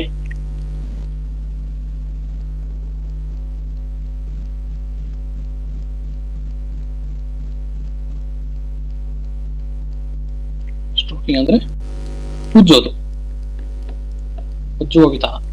In this method, a steel bar is rubbed repeatedly with one pole of a strong magnet in the same direction. ಇಲ್ಲಿ ನೋಡಿ, ಇಲ್ಲಿ ಕೊಟ್ಟಿದ್ದೀವಿ ಡೈರೆಕ್ಷನ್. ಇದೊಂದು ಸ್ಟೀಲ್ ಬಾರು, ಇದನ್ನ ಮ್ಯಾಗ್ನೆಟ್ ಇಂದ ಪದೇ ಪದೇ ಉಜ್ಜುತ್ತಾ ಇದ್ರೆ ಈ ಒಂದು ಸ್ಟೀಲ್ ಬಾರು ನಿಮ್ಗೆ ಒಂದು ಮ್ಯಾಗ್ನೆಟ್ ಆದ ತರ ನಿಮ್ಗೆ ಕನ್ವರ್ಟ್ ಆಗೋದಕ್ಕೆ ಸ್ಟಾರ್ಟ್ ಆಗ್ತದೆ. So it will also gain magnetic properties. ಇದನ್ನ ಸ್ಟ್ರೋಕ್ ಮೆಥಡ್ ಅಥವಾ ಉಜ್ಜುವ ವಿಧಾನ ಅಂತ ಹೇಳ್ತೀವಿ. ಇದರಲ್ಲಿ ಇದನ್ನೇ ಎಕ್ಸ್ಪ್ಲೇನ್ ಮಾಡಿದ್ದಾರೆ ಅಷ್ಟೇ. Place the steel bar on A wooden surface, rub one pole of a magnet from on the one end to another, repeat several times, steel bar becomes magnetized. So ಈ ಒಂದು ಮ್ಯಾಗ್ನೆಟ್ ಅನ್ನ ತಗೊಂಡು ಈ ಒಂದು steel bar ಮೇಲೆ ಪದೇ ಪದೇ ಉಜ್ಜೋದ್ರಿಂದ ಏನಾಗ್ತದೆ, ಇದು ಒಂದು ಮ್ಯಾಗ್ನೆಟಿಸಮ್ ಪ್ರಾಪರ್ಟೀಸ್ ಅನ್ನ ಗೇನ್ ಮಾಡ್ತಾ ಹೋಗ್ತದೆ. ಮತ್ತೆ ಇಂಡಕ್ಷನ್ ಮೆಥಡ್. ಓಕೆ, ಅಂದ್ರೆ ಪ್ರೇರಣಾ ವಿಧಾನ. When a magnetic material is placed near a strong magnet, it becomes magnetized due to magnetic induction. A piece of iron kept near a magnet temporarily behaves like a magnet.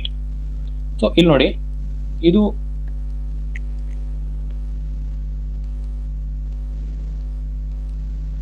ಈ ಒಂದು picture ಅಲ್ಲಿ ನಿಮ್ಗೆ ಅರ್ಥ ಆಗ್ತದೆ.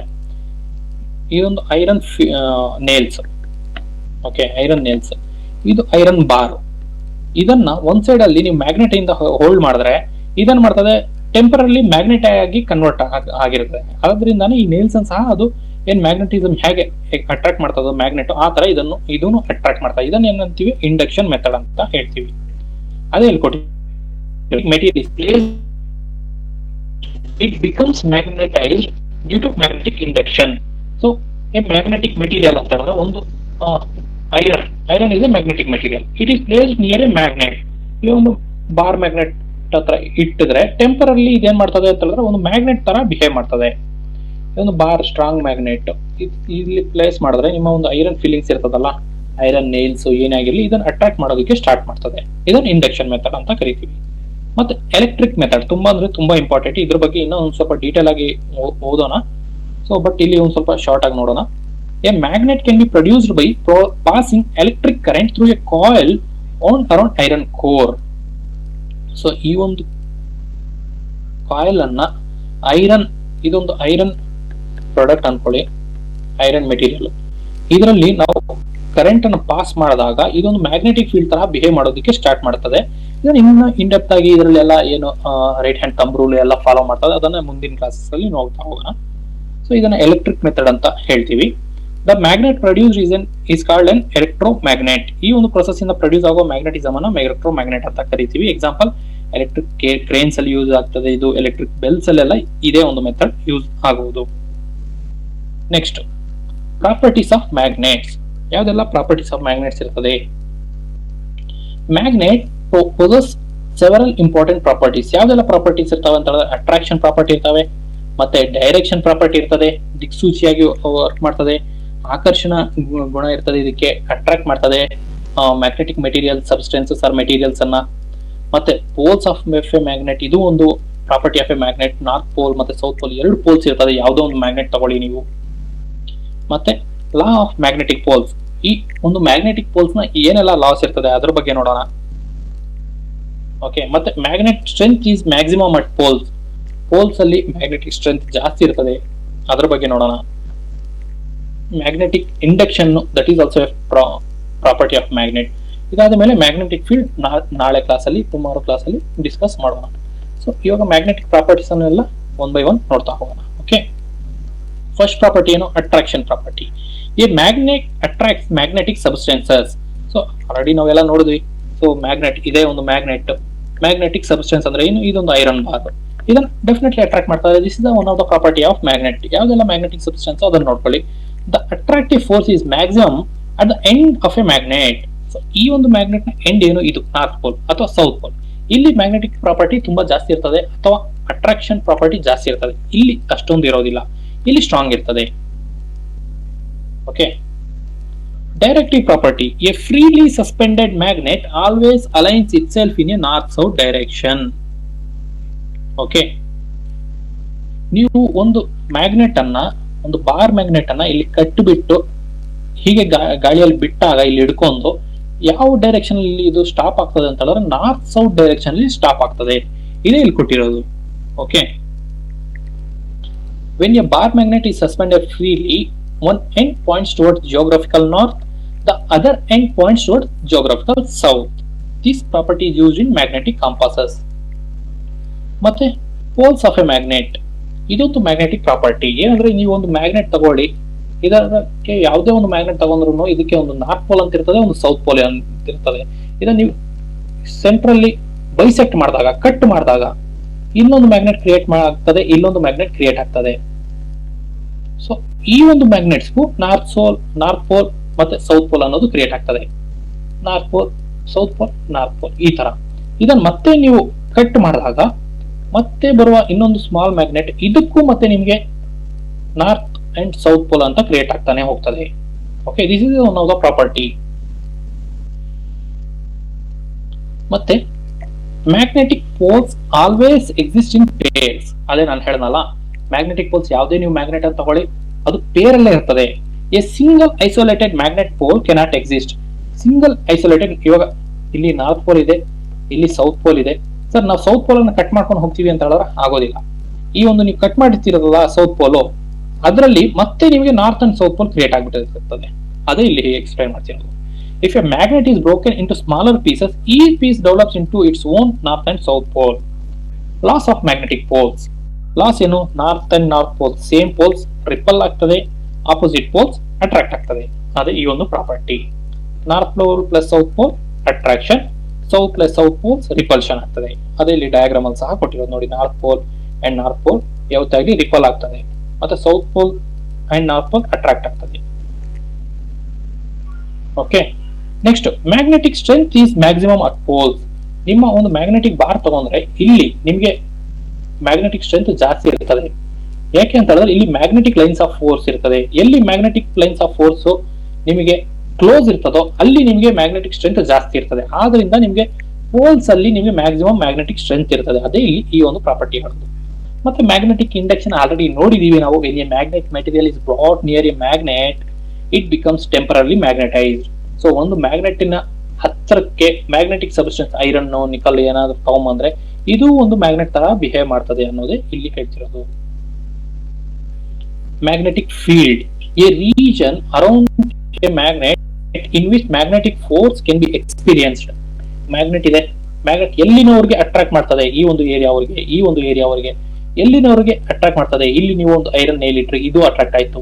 ಇನ್ನೊಂದು iron nail ಇಟ್ರಿ, ಇದು attract ಆಯ್ತು. ಇಲ್ಲೊಂದು ಇಟ್ರಿ, ಅದು ಅಟ್ರಾಕ್ಟ್ ಆಗಿದೆ. ಅಂದ್ರೆ ಇಲ್ಲಿನವರೆಗೆ ಇದರ ಮ್ಯಾಗ್ನೆಟಿಕ್ ಫೋರ್ಸ್ ಇದೆ ಅನ್ನೋದು ಮ್ಯಾಗ್ನೆಟಿಕ್ ಫೀಲ್ಡ್ ಹೇಳುದು.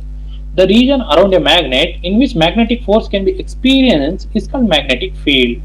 A magnetic field exist around every magnet. ಪ್ರತಿಯೊಂದು ಮ್ಯಾಗ್ನೆಟಿನ ಸರೌಂಡಿಂಗ್ಸ್ ಅಲ್ಲಿ ಮ್ಯಾಗ್ನೆಟಿಕ್ ಫೀಲ್ಡ್ 100% ಇರಲೇ ಇರ್ತದೆ. ಓಕೆ, ಮತ್ತೆ magnetic field of field line. Okay, ಇದನ್ನ ಮ್ಯಾಗ್ನೆಟಿಕ್ ಫೀಲ್ಡ್ ಲೈನ್ಸ್ ನಾಳೆ ಡಿಸ್ಕಸ್ ಮಾಡೋಣ, ನಾಳೆ ಕ್ಲಾಸ್ ಅಲ್ಲಿ. Okay okay guys, thank you for your participation. ನಾಳೆ ದಯವಿಟ್ಟು ಕ್ಲಾಸಿನ ಮುಂಚಿತವಾಗಿ ನಿಮ್ಗೆ ಏನೋ ಒಂದು ಡೌಟ್ಸ್ ಇದ್ರೆ ಕಾಲ್ ಮಾಡ್ಕೊಳ್ಳಿ, ಮೆಸೇಜ್ ಮಾಡಿ, ಡೌಟ್ಸ್ ಗಳನ್ನೆಲ್ಲ ಕ್ಲಿಯರ್ ಮಾಡ್ಕೊಳ್ಳಿ. ರೆಕಾರ್ಡೆಡ್ ವಿಡಿಯೋಸ್ ಅನ್ನ ನೋಡಿ, ಮೆಟೀರಿಯಲ್ ಅನ್ನ ಓದಿ, ಟೆಸ್ಟ್ ಸೀರೀಸ್ ಗಳು ಅಟೆಂಡ್ ಮಾಡಿ. ಸೊ ಇವತ್ತಿಂದಾನೇ ನಿಮ್ಮ ಫೈಟ್ ಸ್ಟಾರ್ಟ್ ಆಗ್ತದೆ. So finally I want to tell you all the best for you people. ಈ ಒಂದು ಪ್ರಾರಂಭಿಕ ದಿನವನ್ನು ಒಂದು ಶುಭ ದಿನ ಅಂತ ಹೇಳ್ಬಿಟ್ಟು ಸ್ಟಾರ್ಟ್ ಮಾಡಿದೀವಿ. ಇದೇ ರೀತಿ ನೀವು ರಿಸಲ್ಟ್ಸ್ ಬರ್ಲಿ ಅಂತ ಹೇಳ್ತಾ ಈ ಒಂದು ಕ್ಲಾಸ್ ಅನ್ನು ಮುಗಿಸ್ತಿದ್ದೀನಿ. Okay, thank you one and all. ಏನೋ ಒಂದು ಡೌಟ್ ಇದ್ರೂ ವಾಟ್ಸ್ಆಪ್ ಅಥವಾ ಕಾಲ್ ಮಾಡ್ಕೊಳ್ಳಿ. ಕಾಲ್ ರಿಸೀವ್ ಮಾಡಿಲ್ಲ ಅಂದ್ರೆ ದಯವಿಟ್ಟು ವಾಟ್ಸ್ಆಪ್ ಮಾಡಿ.